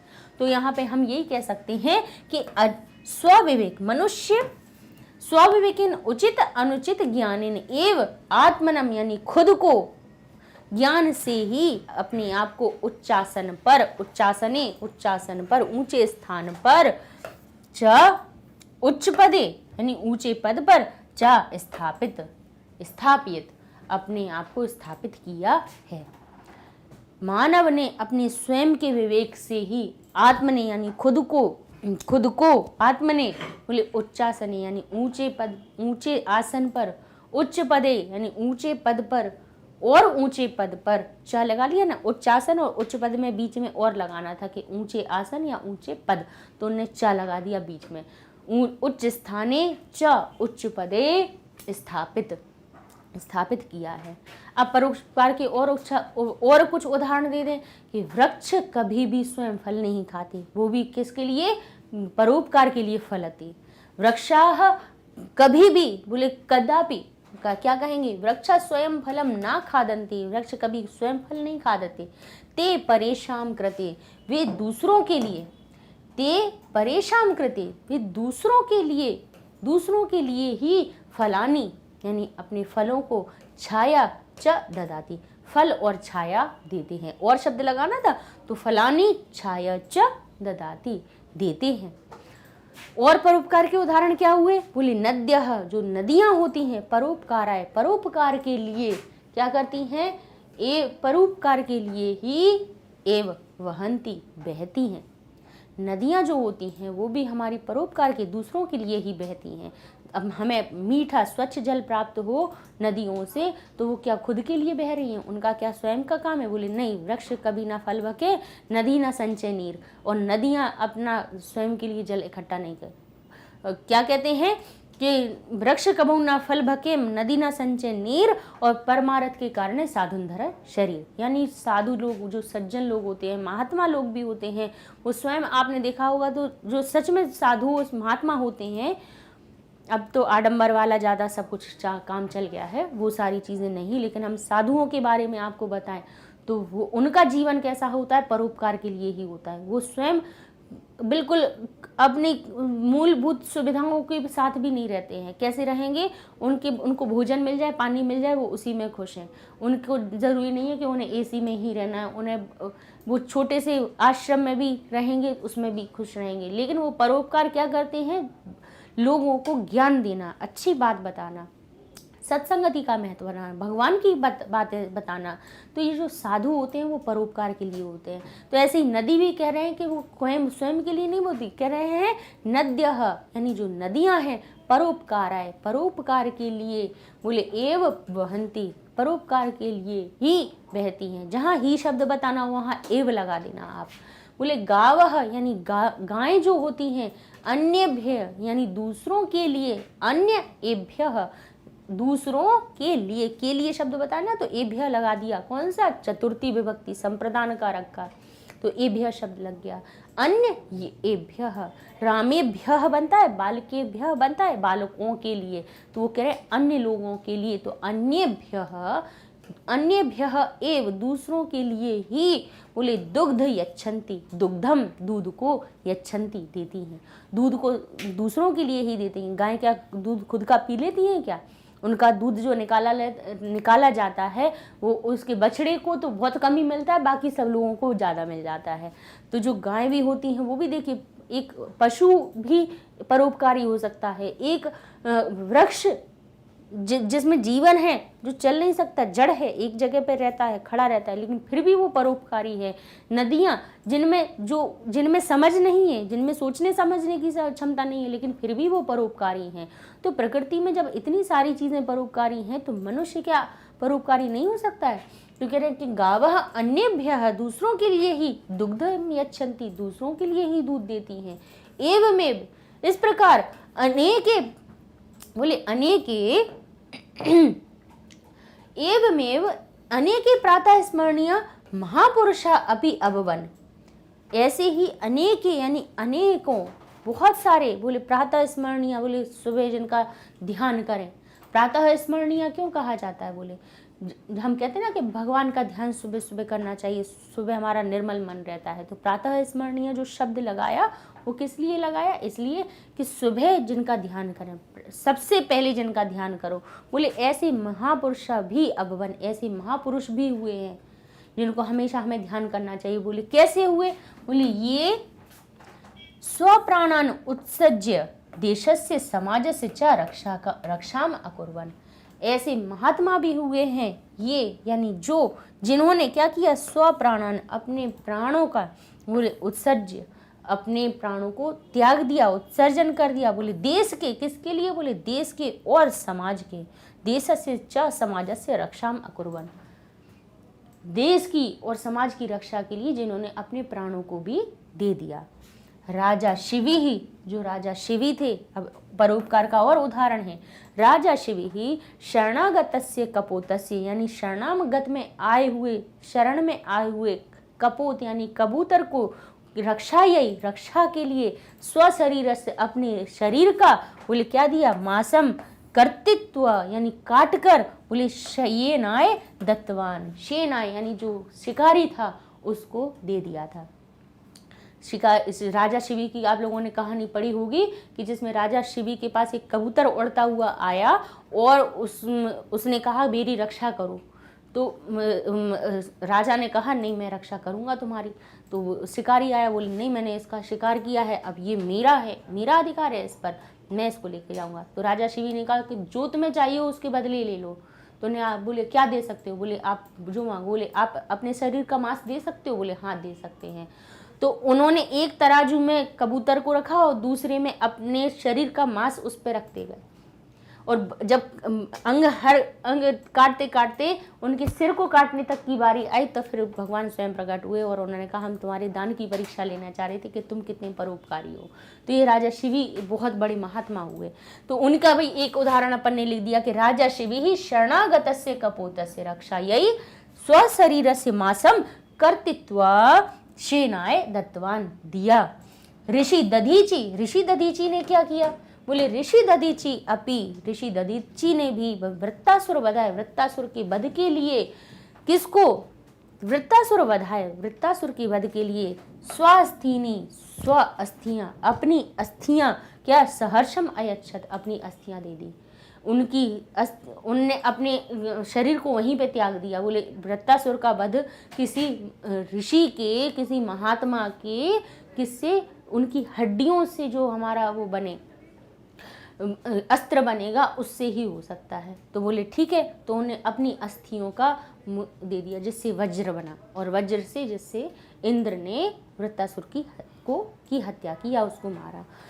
तो देखिए उन्होंने भी, ऋषि दधीची ने भी अपनी वृत्तासुर वधाए स्वस्थिनी सहर्षम अयच्छद, हर्ष से प्राण त्याग दिए।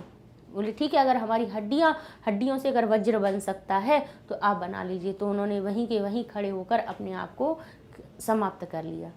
ठीक है। तो अद्यापि लोके यानी आज के भी लोक में अष्टादश पुराणेषु, तो व्यासस्य वचनम, अष्टादश जो पुराण है उसमें अनेकेषु समाज सुधारका संति, ऐसे बहुत सारे समाज सुधारक हैं।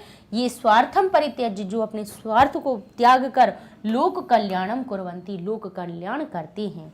अतः इसलिए सत्य ही कहा गया है, सत्यम एव, सत्य ही कथितम कहा गया है।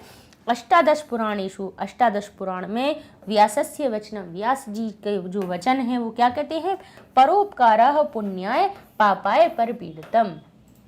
परोपकार ऐसा पुण्य है जो पाप को क्या कर देता है, पाप को खत्म कर देता है। ठीक है। परपीड़नम यानी दूसरों को पीड़ित करना, उस ऐसे पाप को छोड़कर क्या करना चाहिए, पुण्य करना चाहिए, परोपकार करना चाहिए। ठीक है। तो ये एक पूरा हमारे पास जो अच्छा एक गद्यांश था, पैराग्राफ जो हमने आप लोगों के लिए बनाया। अब इसमें से आप कोई भी 5 वाक्य को आराम से उसमें लिख सकते हैं। ठीक है। तो आप आराम से लिख सकते हैं, परेषाम उपकारः परोपकारः अस्ति, परोपकार वृत्त्या एव मनुष्यः पशुभ्यः पृथक् भवति। परोपकार की प्रवृत्ति से ही मनुष्य और पशु पृथक होते हैं। आहार प्रवृत्त्या है, तो आहार की प्रवृत्ति तो पशु अपि तथैव भवन्ति यथा मनुष्येषु, वैसी ही होती है जैसी मनुष्य में होती है। लेकिन परम मानवः स्वविवेकेन, मानव अपने विवेक से उचित अनुचित ज्ञानेन, उचित और अनुचित के ज्ञान से ही आत्मन अपने आप को उच्चासने उच्च पदेच्छा स्थापित करते हैं। फिर आगे लिख सकते हैं फिर कि वृक्षा स्वयं फलं न खादति ते परेशान कृते ये फलानी छाया ददंती। नद्यः परोपकाराय, नदियां भी परोपकार के लिए वहंती। गावः अन्येभ्यः एवं दुग्ध यच्छन्ति। ठीक है, तो इस प्रकार से यच्छन्ति यहाँ तक हो गया। अब आपको जैसे उदाहरण नहीं और बताने हैं तो यहाँ तक लिख लिया। फिर इसके बाद आप ये भी लिख सकते हैं कि अद्यापि लोके, आज के भी लोक में, आज के भी समय में अनेके समाज सुधारकः सन्ति ये जो स्वार्थम परित्यज्य लोक कल्याणम कुर्वन्ति। बस इतना भी लिख सकते हैं। इसमें देखिए अपने पास जब बहुत सारा मटेरियल होता है उसमें से 4-5 चीज़ें लिखने को आए तो फिर आप आराम से लिख सकते हो, क्योंकि आपके माइंड में आपको पता है कि भाई परोपकार के बारे में आपको क्या लिखना है। ठीक है, तो नेक्स्ट वीडियो में 1-2 टॉपिक हम और उठाते हैं आपके लिए जो इम्पोर्टेंट है आपकी परीक्षा की दृष्टि से, उनको सीखकर फिर हम आगे अपने नए, कल से हम अपना जो आपका शेमुशी पाठ्य पुस्तक है, हाँ एक बहुत महत्वपूर्ण जानकारी है जो बताना चाह रहे हैं कि कल से हम पाठ 1 शेमुशी का सूची पर्यावरण से अब हम पाठ्य पुस्तक शुरू कर लेंगे, क्योंकि अब हमारा ग्रामर का पूरा पोर्शन हो गया। लास्ट टॉपिक था आपका ये अनुच्छेद, तो हमने कहा आज उसको भी हम पूरा करवा देंगे। अनुच्छेद लेखन फिर कुछ नहीं बचेगा अपना। अच्छा, अब बच्चों ने किन्हीं ने पूछा था कि प्रश्न निर्माण के बारे में, तो प्रश्न निर्माण के बारे में हमने इस टॉपिक को बीच में इसलिए नहीं लिया है क्योंकि अब जब हम अपनी जो अभ्यास कार्य करेंगे पाठ्य पुस्तक में जो पढ़ना शुरू करेंगे, पाठ 1, 2, 3 से पढ़ेंगे, उन बीच में सब में प्रश्न निर्माण आएंगे तो हम वहाँ पर उन चीज़ों को एक्सप्लेन कर लेंगे। ठीक, करवाया जाता है। तो जैसा कि हमने अनुच्छेद लेखन में आपको बताया है कि जो आपके परीक्षा के दृष्टि से जो महत्वपूर्ण टॉपिक हैं उनको हम आपको बता देंगे। 5-6 वीडियोज़ में हम आपको अलग अलग टॉपिक एक करके आपको हम सारे समझाते जा रहे हैं। अच्छा, लिखने का हम तरीका आपको वही बार बार बताते हैं कि कोई भी हमें जब टॉपिक लिखना है तो उसके लिए पहले उस टॉपिक को समझ लीजिए।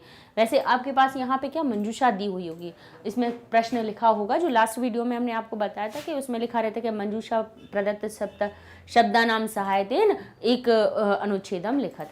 ठीक है, कि एक अनुच्छेद लिखिए, पंचवाक्य भी, यानी 5 वाक्यों से मिलाकर आप एक अनुच्छेद लिखिए, ऐसा आता है। और मंजूषा में कुछ शब्द दिए होते हैं। मंजूषा के शब्द कैसे होते हैं कि बीच में से ही अरण्य ले लिया उन्होंने, तरुणाम ले लिया, वृक्षम ले लिया, वृक्ष ले लिया, कोई भी शब्द ले लिया और फिर उसके बाद में कहेंगे इनका प्रयोग करके बनाइए। वो सहायता के लिए होते हैं, कंपलसरी नहीं होते, ये हमेशा याद रख लीजिएगा कि कंपलसरी नहीं है कि आपको उनको लेना ही है, वो आपकी सहायता के लिए हैं कि भाई उनको देखकर आप देखिए।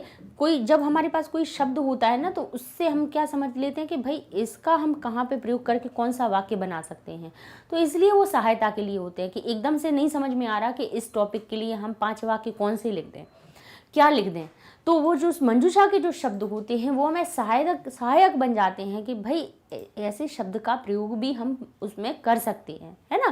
कि जैसे अब लिख लीजिए कि जैसे हम वृक्ष के महत्व का लिख रहे हैं और उसमें उन्होंने लिख दिया कार्बन डाइऑक्साइड, मंजूषा में लिख दिया उन्होंने कार्बन डाइऑक्साइड लिख दिया, उन्होंने जीवन लिख दिया, उसमें लिख दिया हमें बहुमूल्य उपहार लिख दिया उन्होंने, उसके बाद उन्होंने लिख दिया वृष्टि लिख दिया शब्द, और उन्होंने ऑक्सीजन लिख दिया। तो अब हमें जब ये शब्द देखेंगे तो हमें समझ में आ जाएगा कि वृक्ष के लिए हम कोई एक वाक्य ऑक्सीजन के ऊपर भी बना सकते हैं, कार्बन डाइऑक्साइड की भी उसमें बात बता सकते हैं, उसमें हम जीवन के बारे में बता सकते हैं कि जीवन में बहुत बहुमूल्य हैं, ये हमारे लिए उपयोगी हैं, आवश्यक हैं। ये वृष्टि शब्द ले लिया तो हमें पता चलेगा कि बारिश की बात कर रहे हैं, तो भाई पेड़ हमारी बारिश के में सहायक होती हैं, तो हम उन शब्दों की सहायता से अपने वाक्यों को बना सकते हैं। इसलिए वो ये जब कंपलसरी नहीं होते हैं, ये हमेशा ध्यान रखिएगा कि उनको लिखना ही है, ये कोई कंपलसरी नहीं होता, वो तो आपकी सहायता के लिए देते हैं। ठीक है, तो अब जैसे ही हमने एक टॉपिक अपना लिया, कौन सा, अनुच्छेद लेखन में अपना वृक्ष से महत्व, वृक्ष के महत्व के लिए भी आपका अनुच्छेद लेखन आ सकता है। ठीक है, क्योंकि आज का जो युग चल रहा है उसमें वृक्षों की कटाई होती जा रही है और क्या होता है, प्रदूषण हमारा बढ़ता जा रहा है, पर्यावरण जो है वो हमारा कैसा होता जा रहा है, बिल्कुल प्रदूषित होता जा रहा है। तो उसमें उसके लिए आपके पास ये टॉपिक आ सकता है। तो हमें देखिए 2 चीज़ पहले शुरुआत करने से पहले हम आपको पहले ये बताएं कि वृक्ष को तरु भी कहते हैं। तो वृक्ष शब्द पर हम अनुच्छेद अगर वो ये वृक्षस्य ना लिखें और अगर वो कह दें कि तरुणाम महत्वम, यानी किनका, यहां पे भी कह सकते हैं वृक्ष से, एक वृक्ष की बात कर रहे हैं तो कहेंगे वृक्ष का महत्व। ठीक है, वृक्षों का महत्व बताना है तो क्या कह देंगे, वृक्षाणाम महत्वम, वृक्षों का महत्व। ऐसे ही तरुणाम महत्वम भी हो सकता है, यानी तरु यानी वृक्ष के कई महत्व को तरु शब्द भी कहते हैं वृक्ष को। तो ये भी लिखा हो सकता है, तो कंफ्यूज नहीं हो जाइएगा कि तरु शब्द आ गया और हमने तो वृक्ष का किया था, तरु क्या होता है। इसीलिए देखिए कई चीज़ें कन्फ्यूजन करने के लिए भी होती है कि भाई बच्चे को कितना ज्ञान है, इसका भी टेस्ट करने के लिए केवल उन्होंने वृक्ष की जगह पे तरु शब्द कर दिया तो भी आप उसमें कंफ्यूज नहीं हो जाना। तो हम तो दोनों की तरह से इनके आपके लिए अनुच्छेद लेखन हम आपको बताएंगे कि जैसे लिखा है कि तरुः उन्नतः पादपः अस्ति, कि भाई पेड़ होते क्या हैं पहले तो बताइए। तो कह दीजिए जो तरु उन्नतः, जो तरु बड़े होकर वो कौन से होते हैं, बोले पादप होते हैं। जो छोटे छोटे पौधे बड़े हो जाते हैं वही हमारे तरु होते हैं। उन्नत यानी पादप, पौधे, पादप किसको कहते हैं, पौधों को। पादपः उन्नतः यानी पादप जब उन्नत होते हैं, पौधे जब बड़े होते हैं तो तरुः अस्ति, पेड़ बनते हैं। तरुणाम रूक्षम काष्ठकाम अस्ति। अब क्या कह रहे हैं, तरुणाम यानी जो पेड़ होते हैं वृक्षों की, जो क्या रूक्षम यानी जो क्या कहते हैं जिनको हमारी जड़ें, उनको क्या काष्ठकाम अस्ति, यानी काष्ठकांड जो होती है काठ की, काठ के लिए जड़ों के बाद जब उनकी हमारी क्या निकलती हैं, शाखाएं निकलती हैं, रूट्स के बाद जब उनके स्टेम निकलते हैं तो वो क्या देती हैं, बोले काष्ठ, लकड़ी। ठीक है, काष्ठ कांडम अस्ति यानी जिन्हों से हमें लकड़ियां प्राप्त मिलती हैं वो किसकी होती है, लकड़ी की बनती हैं, बड़ी बड़ी लकड़ी में परिवर्तित हो जाती हैं। अनेके तरवः, अनेक जो वृक्ष होते हैं, फलानी ददाती, बहुत सारे वृक्ष हमें फल देते। देखिए फल तो हर वृक्ष में लगता ही है, लेकिन कुछ खाने योग्य होते हैं, कुछ नहीं होते हैं। ठीक है, तो अनेके, लेकिन हम फल किसको मानते हैं, जो जिसे हम खा सकें। ऐसा नहीं है कि कोई वृक्ष फल ना देता हो, हर वृक्ष अपने बीज को उत्पन्न करने के लिए फल तो देता ही है, लेकिन हम फलों को किन में गिनते हैं, जिनको हम खाते हैं। सॉरी। तो वो क्या कह रहे हैं, अनेक जो वृक्ष हैं, अनेके तरवः फलानि ददाति, अनेक फल हमें, अनेक जो तरु होते हैं, वृक्ष होते हैं, वो हमें क्या देते हैं, फल देते हैं। अनेक वृक्षाणाम संगः अरण्यम इति कथ्यते, अनेक वृक्षों के संघ यानी समूह को अरण्यम इति कथ्यते। जब अनेक वृक्ष हो जाते हैं तो उनको हम क्या कहते हैं, वन कहने लगते हैं। तरुणाम पत्राणि, तरुणाम यानी देखिए षष्ठी विभक्ति, यानी वृक्षों की, पत्राणी वृक्षों की पत्तियां, बोले पत्राणी यानी पत्तियां, बहुवचन का रूप लगाया। CO2 यानी कार्बन डाइऑक्साइड, जलम चा उपयुज्य का, CO2 जलम और किसका, जल और CO2 का उपयोग करके उपयुज्य क्या करती है, बोले O2 शर्कराम चा रचयन्ति। O2 मतलब हमारा क्या, ऑक्सीजन, और उसके लिए क्या, शर्करा किसको कहते हैं, कार्बोहाइड्रेट्स, जिससे हमारे जो सेल्यूलोज कहते हैं ना, जिसको ग्लूकोज हमारा बॉडी के लिए, हमारी ह्यूमन बॉडी में बनता है, और जो प्लांट्स होते हैं उनमें हमारा सेल्यूलोज बनता है। मतलब एक तरह की एनर्जी लेने के लिए जो हमारी उसके अंदर शुगर डेवलप होती है, उसको हम क्या कहेंगे, शर्कराचा रचयन्ति। क्या बनता है, ऑक्सीजन बनती है, उससे खाना बनता है उसका। तरवः यानी जो हमारे वृक्ष हैं, जनेभ्यः लोगों के लिए, छायाम यच्छन्ति छाया देते हैं। उक्तव च और कहा गया है कि छाया मन्यस्य कुर्वन्ति तिष्ठन्ति स्वमाप्यते तपे। क्या कह रहे हैं कि छाया मन्यस्य, छाया देने वाले, कुर्वन्ति छाया मनुष्यों को देने वाले, तिष्ठन्ति खड़े रहते हैं, स्वयं कहाँ, स्वयं आतपे यानी स्वयं किसमें, गर्मी में खड़े रहते हैं। आतप किसको कहते हैं, तप यानी तपना, गर्मी, और आतपे यानी निरंतर खड़े रहना। स्वयं, स्वयं कहाँ, आतपे यानी स्वयं गर्मी में, तिष्ठन्ति खड़े होते हैं, छाया मन्यस्य कुर्वन्ति और छाया अन्यस्य, छायाम, छायाम अन्यस्य छाया अन्य के लिए करते हैं, छाया अन्य के लिए करते हैं, तिष्ठन्ति स्वयं आतपे, स्वयं आतपे यानी स्वयं गर्मी में खड़े रहते हैं। फल्य अन्यपि, फलान यानी फल, अन्यपि फल दूसरों के लिए, परमार्थाय यानी दूसरों के लिए, परमार्थ के लिए, वृक्षा सत्पुरुषा एवं वृक्षा सत्पुरुषों की तरह होते हैं।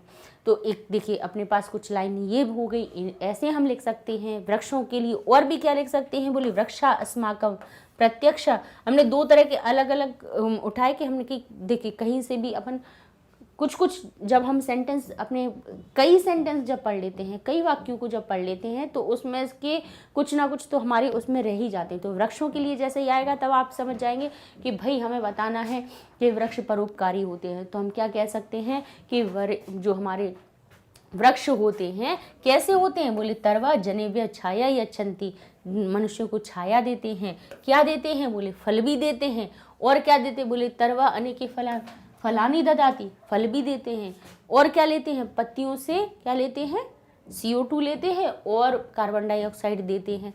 और हमें क्या देते हैं, काष्ठकांड मस्ती मैंने हमें लकड़ी भी देते हैं, परोपकारी होते हैं। ये हो गया। और क्या कर सकते हैं, बोले और क्या महत्व है, बोले वृक्ष हमें प्रत्यक्ष अप्रत्यक्ष, प्रत्यक्ष और अप्रत्यक्ष रूप से जीवनम प्रदानम कुर्वन्ति, जीवन प्रदान करते हैं।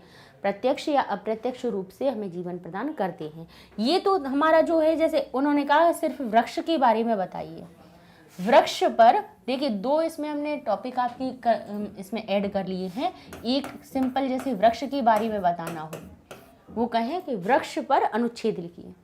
और दूसरा अगर आ जाए वृक्ष से महत्वम, तो फिर उसमें अपना महत्व भी थोड़ा सा बता दीजिए। वृक्ष के बारे में बता दिया कि कैसे कैसे होते हैं, क्या क्या होता है वो बता दिया। और अगर महत्व आ जाए तो अब उसके बारे की सारी खूबियां बता दीजिए। तो उन्होंने क्या कह सकते हैं अपन कि वृक्ष अस्माकम हमें प्रत्यक्ष और अप्रत्यक्ष रूप से जीवन प्रदानम कुर्वन्ति, जीवन प्रदान करते हैं। वृक्षाः यानी इतने सारे वृक्ष, कार्बन डाइऑक्साइड वायु यानी कैसी, कार्बन डाइऑक्साइड वायु ग्रहणम कृत्वा ग्रहण करके, ऑक्सीजन जनयन्ति ऑक्सीजन निकालते हैं, जन्म करते हैं यानी जनन यानी उसको उत्पन्न करते हैं। या अस्माकम जीवनाय आवश्यकति, जो अस्माकम हमारे जीवन के लिए कैसी है, आवश्यकी है, आवश्यक है। प्रकृत्यै धरायाम यानी प्रकृति, प्रकृति पे, धरायाम मानवानाम, धरायाम यानी पृथ्वी पर, धरा शब्द किसके लिए होता है, पृथ्वी पे, बोले धरा पर, पृथ्वी पर, मानवानाम मानवों के लिए, कृते दत्तः सर्वेषु उपहारेषु बहुमूल्यम उपहारम वर्वते यानी तो मानव के लिए प्रकृति, प्रकृति द्वारा बोले क्या दिया हुआ है, प्रकृति ने प्रकृति द्वारा दिया हुआ सर्वेषु सबसे बड़ा बोले उपहार क्या है, बोले बहुमूल्य उपहार क्या है, उपहारम। यहाँ पे ये चीज नहीं लिख ले, यहाँ लिखिए वृक्षाः वर्तते, वृक्ष ही है, वृक्ष ही सबसे बड़े उपहार हैं। तो इतना बड़ा भी अगर नहीं आप लिख पा रहे हैं, क्या लिख दीजिए कि वृक्षाः धरायाम यानी धरा के, मानवानाम मानवों के क्या है, बहुमूल्य उपहार वर्तते, बहुमूल्यम उपहारम वर्तते, बहुमूल्य उपहार है। ठीक है। प्रकृत्यै प्रकृति से यानी प्रकृति द्वारा दिए गए, वृक्षेभ्यः वृक्षेभ्यः कारणात् वृक्षों के द्वारा ही क्या होता है, बोले कारणात् उसके कारण से ही बोले वृष्टि भवति बारिश होती है। येन धरा जो धरा को क्या करते हैं, हरित वर्णा भवति, जिससे क्या करते हैं, जिससे धरा कैसी हो जाती है, हरित वर्ण हो जाती है, हरी भरी हो जाती है। वृक्षाः अस्माकं परम मित्रा सन्ति, वृक्ष हमारे परम मित्र हैं। येषां रक्षा अस्माकं प्रथम कर्तव्यः, इनकी रक्षा हमारा, अस्माकं बोले प्रथम कर्तव्य, हमारा पहला कर्तव्य है।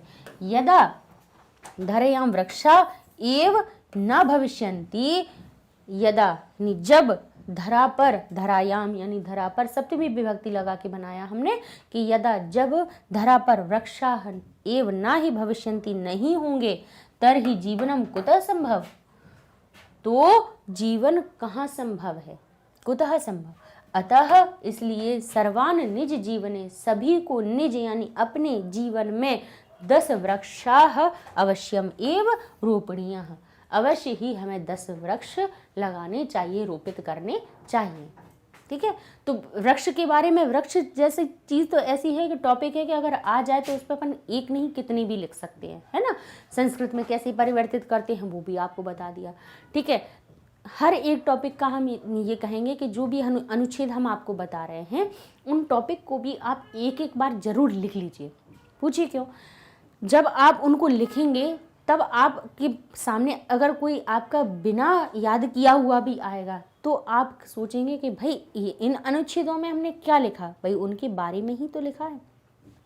तो आप स्वयं भी फिर उसमें कुछ ना कुछ आप उसके बारे में पहले हिंदी में वाक्य लिखिए। हम हमेशा ये कहते हैं कि पहले हिंदी में लिखिए, फिर उसके बाद उसको संस्कृत में परिवर्तित कीजिए। ये सबसे बेस्ट तरीका होता है। जैसे हम लिखें कि वृक्ष हमारे जीवन को प्रत्यक्ष अप्रत्यक्ष रूप से प्रभावित करते हैं, तो वही हमने फिर संस्कृत में कर दिया। फिर हमने कहा कि वृक्ष कार्बन डाइऑक्साइड को ग्रहण करते हैं और हमें ऑक्सीजन देते हैं, तो क्या कहा, वृक्षा कार्बन डाइऑक्साइड वायु हो ग्रहणम कृत्वा, ग्रहणम यानी ग्रहण करके कार्बन डाइऑक्सीजन क्या करते हैं, जनयंती यानी उत्पन्न करते हैं। जो अब हम अगर यहाँ तक लिख दिया, ठीक है, अब इसके बाद हमें बताना है ऑक्सीजन जीवनाय अत्यावश्यकम भवन्ति, यानी जो हमारी जीवन के लिए कैसी है, अत्यावश्यक है। प्रकृति धराया मनवय कृते दत्ते सर्वेषु उपहारेषु, सर्वेषु यानी सभी उपहारों में से बहुमूल्य उपहार वृक्षा वर्तते, सबसे बहुमूल्य उपहार हमारा वृक्ष है ना। जो क्या करता है, बोले हमें अनेकों फल देता है, तो बोले वृक्षाः अनेकानि फलानि ददाति, अनेक फल देते हैं। ठीक है, हमारे परम मित्र हैं, तो कहेंगे वृक्षा अस्माकं परम मित्रम वर्तते। फिर कहिए येषां रक्षा अस्माकं प्रथम कर्तव्य, येषां यानी इनके रक्षा हमारा प्रथम कर्तव्य होना चाहिए, है ना।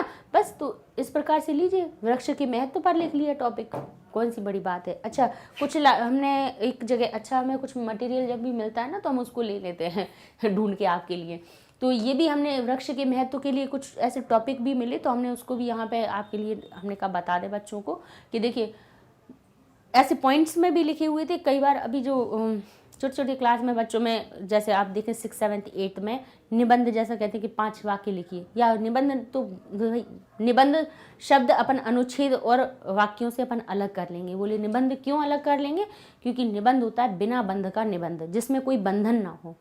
फिर उसमें बंधन हम कहते हैं कि 5 वाक्य, तो वो तो बंधन हो गया ना कि एक से बस 5 ही लिखने हैं, तो बंधन, तो निबंध कहाँ रहा। ठीक है, तो इसीलिए उसको अनुच्छेद की श्रेणी में रख लेते हैं, या कह देते हैं कि इस विषय पर 5 वाक्य लिखिए, उसको अपन निबंध की श्रेणी में नहीं लिखेंगे। तो 5 की जगह हमने कहा 8-9 वाक्य, बच्चों को 5 आएंगे लिखने के लिए, तो 8-9 वाक्य ऐसे 6, 7, 8 के बच्चे भी अगर देख रहे हों तो उन्हें अगर अनुच्छेद के में गद्यांश के रूप में नहीं लिखना है तो कैसे लिख सकते हैं। बोले ऐसे, मनुष्य वृक्षा मनुष्य जीवने अति महत्वपूर्ण सन्ति, वृक्ष मनुष्य के जीवन में अति महत्वपूर्ण होते हैं। वृक्षा अति लाभदायक सन्ति, वृक्ष अति लाभदायक होते हैं। वृक्ष से स्वभाव सज्जनत व्यक्ति इव अस्ति, वृक्षों का स्वभाव सज्जन व्यक्तियों की तरह होता है। इव यानी भांति या के तरह होता है। वृक्षः अस्माकं वातावरण शुद्धम करोति, हमारे वातावरण को शुद्ध करते हैं। वृक्षः अस्माकं बहुनी वस्तूनि ददाति, वृक्ष हमें बहुत सारी वस्तुएं देते हैं, जैसे फल, छाया आदि। वृक्षः अस्माकं उपरि बहवः उपकारं करोति, वृक्ष हमारे ऊपर बहुत उपकार करते हैं। वृक्षा बहवः रोगाणाम उपचारम कुर्वन्ति, वृक्ष बहुत सारे रोगों का उपचार करते हैं। बहवः जना तेषां जीवन जीविकाम वृक्षाणाम द्वारा चलायति, बहुत सारे जन उनके जीवन को, तेषाम यानी उनके जीवन को, जीविकाम उनके जीवन की जीविका वृक्षों के द्वारा चलाते हैं। वृक्षा अस्मभ्यम अति मूल्यवान सन्ति, वृक्ष हम सब के लिए, अस्मभ्यम यानी हम सब के लिए अति मूल्यवान सन्ति, बहुत मूल्यवान हैं। तो तो अगर देखिए, अगर वाक्य कहते हैं कि 5 वाक्य लिखिए तो इस प्रकार से भी 5 वाक्य लिख सकते हैं, लेकिन कहें अनुच्छेद लिखिए तो फिर उसमें को पॉइंट वाइज मत लिखिएगा, फिर उसको आप पैराग्राफ की तरह लिखेंगे। ठीक है, ये 2 तरीके भी बता दिए। नहीं तो वो कहें अनुच्छेद लिखना है और अपन 1 2 3 4 5 वाक्य लिख के आ गए, वो ऐसे नहीं लिखना है। कैसे लिखेंगे? अगर अनुच्छेद कहा है तो आप सीधे 5 वाक्यों का एक छोटा सा पैराग्राफ बना दीजिए। ठीक है, और कहें 5 वाक्य सिर्फ अनुच्छेद नहीं लिखा है, उन्होंने कहा कि अधोलिखित विषयम पंचवाक्यानि लिखत, नीचे लिखे हुए विषय पर 5 वाक्य लिखिए, तब फिर आप सीधे बस ऐसे ही लिख देंगे। ठीक है, ये तरीका हो गया। तो वृक्ष के महत्व के लिए भी हमने आपको बता दिया। भाई महत्वपूर्ण टॉपिक हैं, ऐसे ये वाले इनमें से आ सकते हैं। ठीक है, ये अवेलेबल करवाया जाता है। जैसा कि हमने अपने अनुच्छेद लेखन में हमने एक और नया टॉपिक लेके आए हैं, जिसमें है हमारा पुस्तकालय। पुस्तकालय भी ऐसा टॉपिक है जिस पर कि आपको अनुच्छेद लेखन के लिए आ सकता है कि आपको मंजूषा में कुछ शब्द दिए होंगे और कहेंगे कि उनकी सहायता से आप 5 वाक्य बनाइए पुस्तकालय पे। अनुच्छेद लेखन हमने बात पहले भी इतने सारे वीडियोस में ये चीज़ बता चुके हैं कि अनुच्छेद लेखन में करना क्या होता है कि जो विषय होता है उसको हमें बहुत बड़ा उसमें प्रस्तावना नहीं देनी होती, उसका उपसंहार हमें नहीं देना होता है, निबंध की भांति उसको नहीं लिखा जाता है। उसमें हम केवल 5 वाक्य का एक छोटा सा अनुच्छेद यानी एक पैराग्राफ हम गद्यांश बनाते हैं, जिसमें हम क्या करते हैं कि ऐसे 5 वाक्यों को लिख देंगे जिनमें उनका पूरा सार उसमें समाहित हो जाए। ठीक है, ऐसा नहीं हो कि कोई आधी अधूरी चीज़ रह जाए। हम कोशिश ऐसा करें कि भाई एक में उसका परिचय बता दें, एक में उसके कुछ प्रकार हों तो उनको बता दें, एक में उसके कुछ महत्व को बता दें, एक उसकी आवश्यकता को बता दें, फिर उसमें बता दें कि भाई ऐसा होना चाहिए। ठीक है, इस प्रकार से हम 4-5 अगर 5 बिंदु उन्होंने कहा है भाई 5 वाक्य लिखने हैं तो 5 बिंदु को हम ऐसे इस प्रकार से हम डिवाइड कर लीजिए, भाग कर लीजिए अलग अलग, कि पहले भाग में पहली वाक्य में हम ऐसा वाक्य लिखें, दूसरे में ऐसा वाक्य। इस प्रकार से हम 5 वाक्य में उसके पूरे सार को भी लिख सकते हैं। 50 वाक्यों में भी लिख सकते हैं और 5 वाक्यों में भी समाहित किया जा सकता है।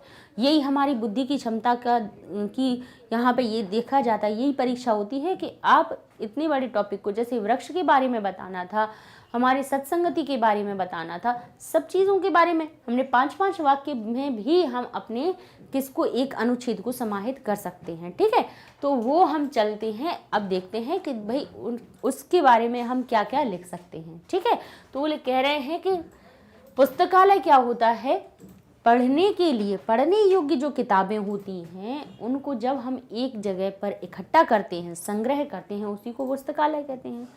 पुस्तकालय शब्द 2 शब्दों से मिलकर बना है, पुस्तक और आलय, यानी पुस्तकों का घर। आलय का अर्थ क्या होता है? घर। आलय शब्द जहाँ पर भी मिलके समझ जाएगा कि ये घर की बात कर रहे हैं। शिवालय है तो शिव का घर, विद्यालय तो विद्या का घर। ठीक है, ऐसे ही पुस्तकालय तो पुस्तक का घर। तो अब पुस्तक का घर है तो समझ जाइए कि जहाँ पर विभिन्न प्रकार की बहुत सारी उपयोगी हमारी जो पुस्तकें इकट्ठी होकर संग्रह करके रखा जाता है उसको पुस्तकालय कहते हैं। ठीक है, पुस्तकालय कितने प्रकार के हो सकते हैं? बोले एक व्यक्तिगत भी हो सकता है, विद्यालय का भी हो सकता है, और दूसरे सार्वजनिक भी विद्यालय हो सकते हैं। व्यक्तिगत होता है जैसे हम अपने घर में ही एक लाइब्रेरी जैसा स्थान बना लेते हैं अपने घर में। व्यक्तिगत कैसा होता है कि हमें जो जिस तरह की पुस्तकें पसंद हैं उस तरह की पुस्तकों का संग्रह हमने अपने घर में कर लिया, वो हमारा व्यक्तिगत पुस्तकालय होगा। अभी तक आपने लाइब्रेरी के भी टाइप्स नहीं पढ़े होंगे, आज वो भी पढ़ लीजिए कि लाइब्रेरी भी यानी जो पुस्तकालय होता है वो 3 प्रकार के होते हैं। एक तो व्यक्तिगत होता है।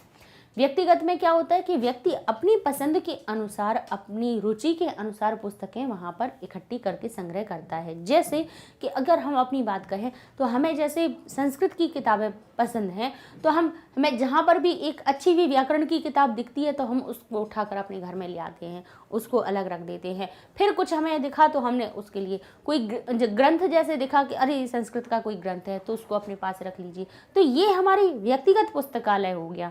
बहुत बड़ा आलय नहीं है, बहुत बड़ा घर नहीं है, लेकिन एक छोटी सी जगह भी हमने उसको अपनी लाइब्रेरी जैसी सेट कर रखा है, बना रखा है कि ये हमारी पुस्तकालय। फिर कहते हैं कि विद्यार्थियों की जो होती है, विद्यालय की जो लाइब्रेरी होती है, विद्यालय का जो पुस्तकालय होता है वो कैसा होता है? बोले उसमें क्या होता है कि छात्रों के लिए जो उपयोगी हैं, छात्रों के अध्ययन के लिए जितनी भी उपयोगी पुस्तकें हैं उनको भी रखा जाता है। जो भाई किन के लिए होती है कि जैसे जो निर्धन छात्र होते हैं, गरीब होते हैं, जो खुद बेचारे नहीं कर सकते हैं, खरीद नहीं सकते हैं, लेकिन उन्हें ज्ञान तो प्राप्त करना है, तो उनके लिए ये लाइब्रेरी बना देते हैं। तो ऐसी लाइब्रेरी हमारी कौन सी स्कूल की, वो एक स्कूल का, हमारे विद्यालय का, कहें कि विद्यालय का एक अंग होता है। ठीक है। फिर आती है सार्वजनिक। सार्वजनिक जो पुस्तकालय होता है उसमें सब प्रकार की होती हैं, ना कि एक किसी व्यक्ति विशेष की पसंद की होंगी, ना ही किसी विद्यालय विशेष के लिए होंगी। यहाँ पर सभी लोगों के लिए क्या होगी, सभी प्रकार की यहाँ पर पुस्तकें इकट्ठा होती हैं, तो वो हमारा सार्वजनिक होता है।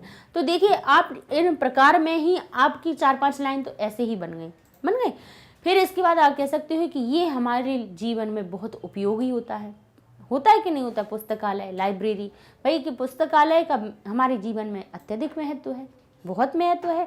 वही क्योंकि हमें अलग अलग पुस्तकों का संग्रह हम वहाँ पे करते हैं और वहाँ से हम पुस्तकों को, अपनी अच्छी जो पुस्तक हम पढ़ना चाहते हैं उनको प्राप्त कर सकते हैं। ठीक है। तो अब देखिए, अब एक लाइब्रेरी का, एक पुस्तकालय का एक और अब नया जो तरीका आ गया है वो हमारा ऑनलाइन भी आ गया है ना। ऑनलाइन लाइब्रेरी भी अब हमें मिल जाती है। हम अपनी कहीं जा नहीं सकते, बाहर नहीं जा सकते, तो हमें जो हमारी पसंद की पुस्तकें हैं वो हमें अपने घर बैठे ऑनलाइन भी मिल जाती हैं, है ना। हमारे कंप्यूटर पर भी घर बैठे मिल जाती हैं। तो अब इस टॉपिक को हम अपने संस्कृत में कैसे लिखेंगे उसको चलिए अब अपन देखते हैं कि लिखा हुआ है यत्र, यानी जहाँ, विविधानी यानी विविध प्रकार की, विविध यानी अलग अलग तरह की, विविध का अर्थ क्या होता है, बोले अलग अलग प्रकार का। तो बोले आनी शब्द लगा दो तो बहुवचन लगा दिया। बोले क्यों, बोले पुस्तकानी, पुस्तकों की विशेषता बता रहे हैं कि अलग अलग प्रकार की, तो ये विशेषण शब्द उसी के अनुसार हमने लगा दिया। बोले ये जहाँ विविधानी पुस्तकानी, अलग अलग पुस्तकें, बोले पठनार्थम, पढ़ने के लिए, संग्रहितानि, संग्रहित की जाती हैं, संग्रहितानि भवन्ति, इकट्ठी की जाती हैं, तत् स्थानम, उस स्थान को, पुस्तकालय उच्यते, उस स्थान को पुस्तकालय कहते हैं। ठीक है। एक वाक्य में आपने उसका पूरा इंट्रोडक्शन बता दिया कि पुस्तकालय किसको कहते हैं। बोले जहाँ पर, बोले पठनार्थम, पढ़ने के लिए, विविधानी पुस्तकानी, अलग अलग प्रकार की पुस्तकें, संग्रहितानी, संग्रहित की जाती हैं, तत्स्थानम, उस स्थान को क्या कहते हैं, पुस्तकालय उच्यते कहते हैं। तत्र यानी वहाँ, तत्र ही, वहाँ पर, त्रिविध, वह भी, बोले कैसी, बोले त्रिविध पुस्तकालय, 3 प्रकार की पुस्तकालय होते हैं। बोले व्यक्तिगत पुस्तकालय, विद्यालय यानी विद्यालय की पुस्तकालय, और सार्वजनिक भी होता है। अब व्यक्तिगत क्या होता है उसके बारे में बता दें। तो व्यक्तिगत पुस्तकालय, व्यक्तिगत जो पुस्तकालय होता है, अध्यापकानां अन्येषां बुद्धिजीविनानां च भवति। किसका, अध्यापकों का भी, अन्य की बात करें तो बुद्धिजीवितां च भवति। अन्य जो व्यक्तिगत जो पुस्तकालय होता है किसके, अध्यापकों के लिए भी होता है, अध्यापिका नाम, अध्यापकों का, और कहते अन्येषाम, और अन्य कोई, बुद्धिजीवी नाम। देखिए जो बुद्धिमान पुरुष होते हैं, अगर कहें तो बुद्धिजीवी जो होते हैं, यानी जो पढ़ने में, बुद्धिजीवी किनको कहा जाता है, सिर्फ ये नहीं कि जो पढ़ने के लिए, भाई हर एक चीज़ में का ज्ञान रखने वाले लोग। और ज्ञान कहाँ से प्राप्त होता है, बोले पुस्तकों से। तो अन्य, कहें कि अन्य शाम, यानी अन्य और भी बुद्धिजीवन जो होते हैं, चा भवती, और होते हैं, उनके लिए कौन सा होता है, बोले व्यक्तिगत पुस्तकालय होता है। ठीक है। अब कह रहे हैं विद्यालयस्य अंगम भवति, विद्यालय का जो होता है पुस्तकालय, वो विद्यालय का अंगम भवति। पहला था हमारा कौन सा, व्यक्तिगत, उसको समझा दिया। दूसरा अब आया विद्यालय, तो बता दिया कि विद्यालय का जो होता है वो विद्यालय का अंग होता है। फिर कह रहे हैं छात्राणाम अध्यापकानाम च ज्ञानवर्धनाय विद्यालयी पुस्तकालय भवति। क्या कह रहे हैं कि छात्राणाम यानी छात्रों के लिए, अध्यापका नाम अध्यापकों के लिए भी, और अध्यापकों के ज्ञानवर्धन के लिए, आय शब्द लगा दिया, ज्ञानवर्धनाय, ज्ञानवर्धन के लिए विद्यालय जो पुस्तकालय है होता है, विद्यालय पुस्तकालय होता है। अच्छा, इसमें और भी एक क्या लिख सकते हैं कि छात्राणाम च अध्यापकानाम अध्ययनाय, अध्ययन के लिए विद्यालयीयः पुस्तकालय अत्यावश्यक भवति, अति आवश्यक होता है, ये भी लिख सकते हो आप, है ना। अत्र यानी यहाँ, अत्र शैक्षणिकानि, यहाँ पर शैक्षणिकानि यानी शिक्षा से संबंधित पुस्तकानि संग्रहितानि भवन्ति, यहाँ पर कैसी होती है, बोले शिक्षा से संबंधित पुस्तकों का संग्रह होता है। निर्धन छात्राणाम, जो गरीब बच्चे जो होते हैं, कृते, निर्धन छात्राणाम कृते, निर्धन छात्रों के लिए, विद्यालयी पुस्तकालय, जो विद्यालय का जो पुस्तकालय होता है, अत्युपयोगी भवति, अत्युपयोगी, अति उपयोगी होता है। कह रहे हैं सार्वजनिकेषु, सार्वजनिक पुस्तकालय में, पुस्तकालयेषु, पुस्तकालय में, बहुविधानी, बहुविधान की यानी बहुत प्रकार की पुस्तकानि भवन्ति, है ना। जो सार्वजनिक, देखिए विद्यालय का बता दिया, उसका महत्व बता दिया, अब कह दिया अब सार्वजनिक के बारे में बता दें, तो कह रहे हैं सार्वजनिकेषु पुस्तकालयेषु, यानी सार्वजनिक जो पुस्तकालय होते हैं उनमें बहुविधानी यानी बहुत प्रकार की पुस्तकानि भवन्ति, बहुत प्रकार की पुस्तकें होती हैं। पुस्तकालय संपर्कात, ठीक है, क्या कह रहे हैं, पुस्तकालय संपर्कात शनैः शनैः, पुस्तकालय के संपर्क से धीरे धीरे क्या होता है, विद्या रुचि जागृति, विद्या में रुचि जागृत होती है। संप्रति यानी आज, गतिशीलः पुस्तकालयः अपि अस्ति, आज गतिशील पुस्तकालय भी हैं, ठीक है, बता दिया, पुस्तकालय अपि अस्ति, पुस्तकालय भी हैं, गतिशील यानी चलायमान। आज हम उसमें किसमें, इंटरनेट के द्वारा ऑनलाइन भी हम अपनी लाइब्रेरी में खोलकर भी पुस्तकों को देख सकते हैं, ठीक है। फिर पुस्तकालय के लिए और भी हम क्या वाक्य और लिख सकते हैं कि पुस्तकालय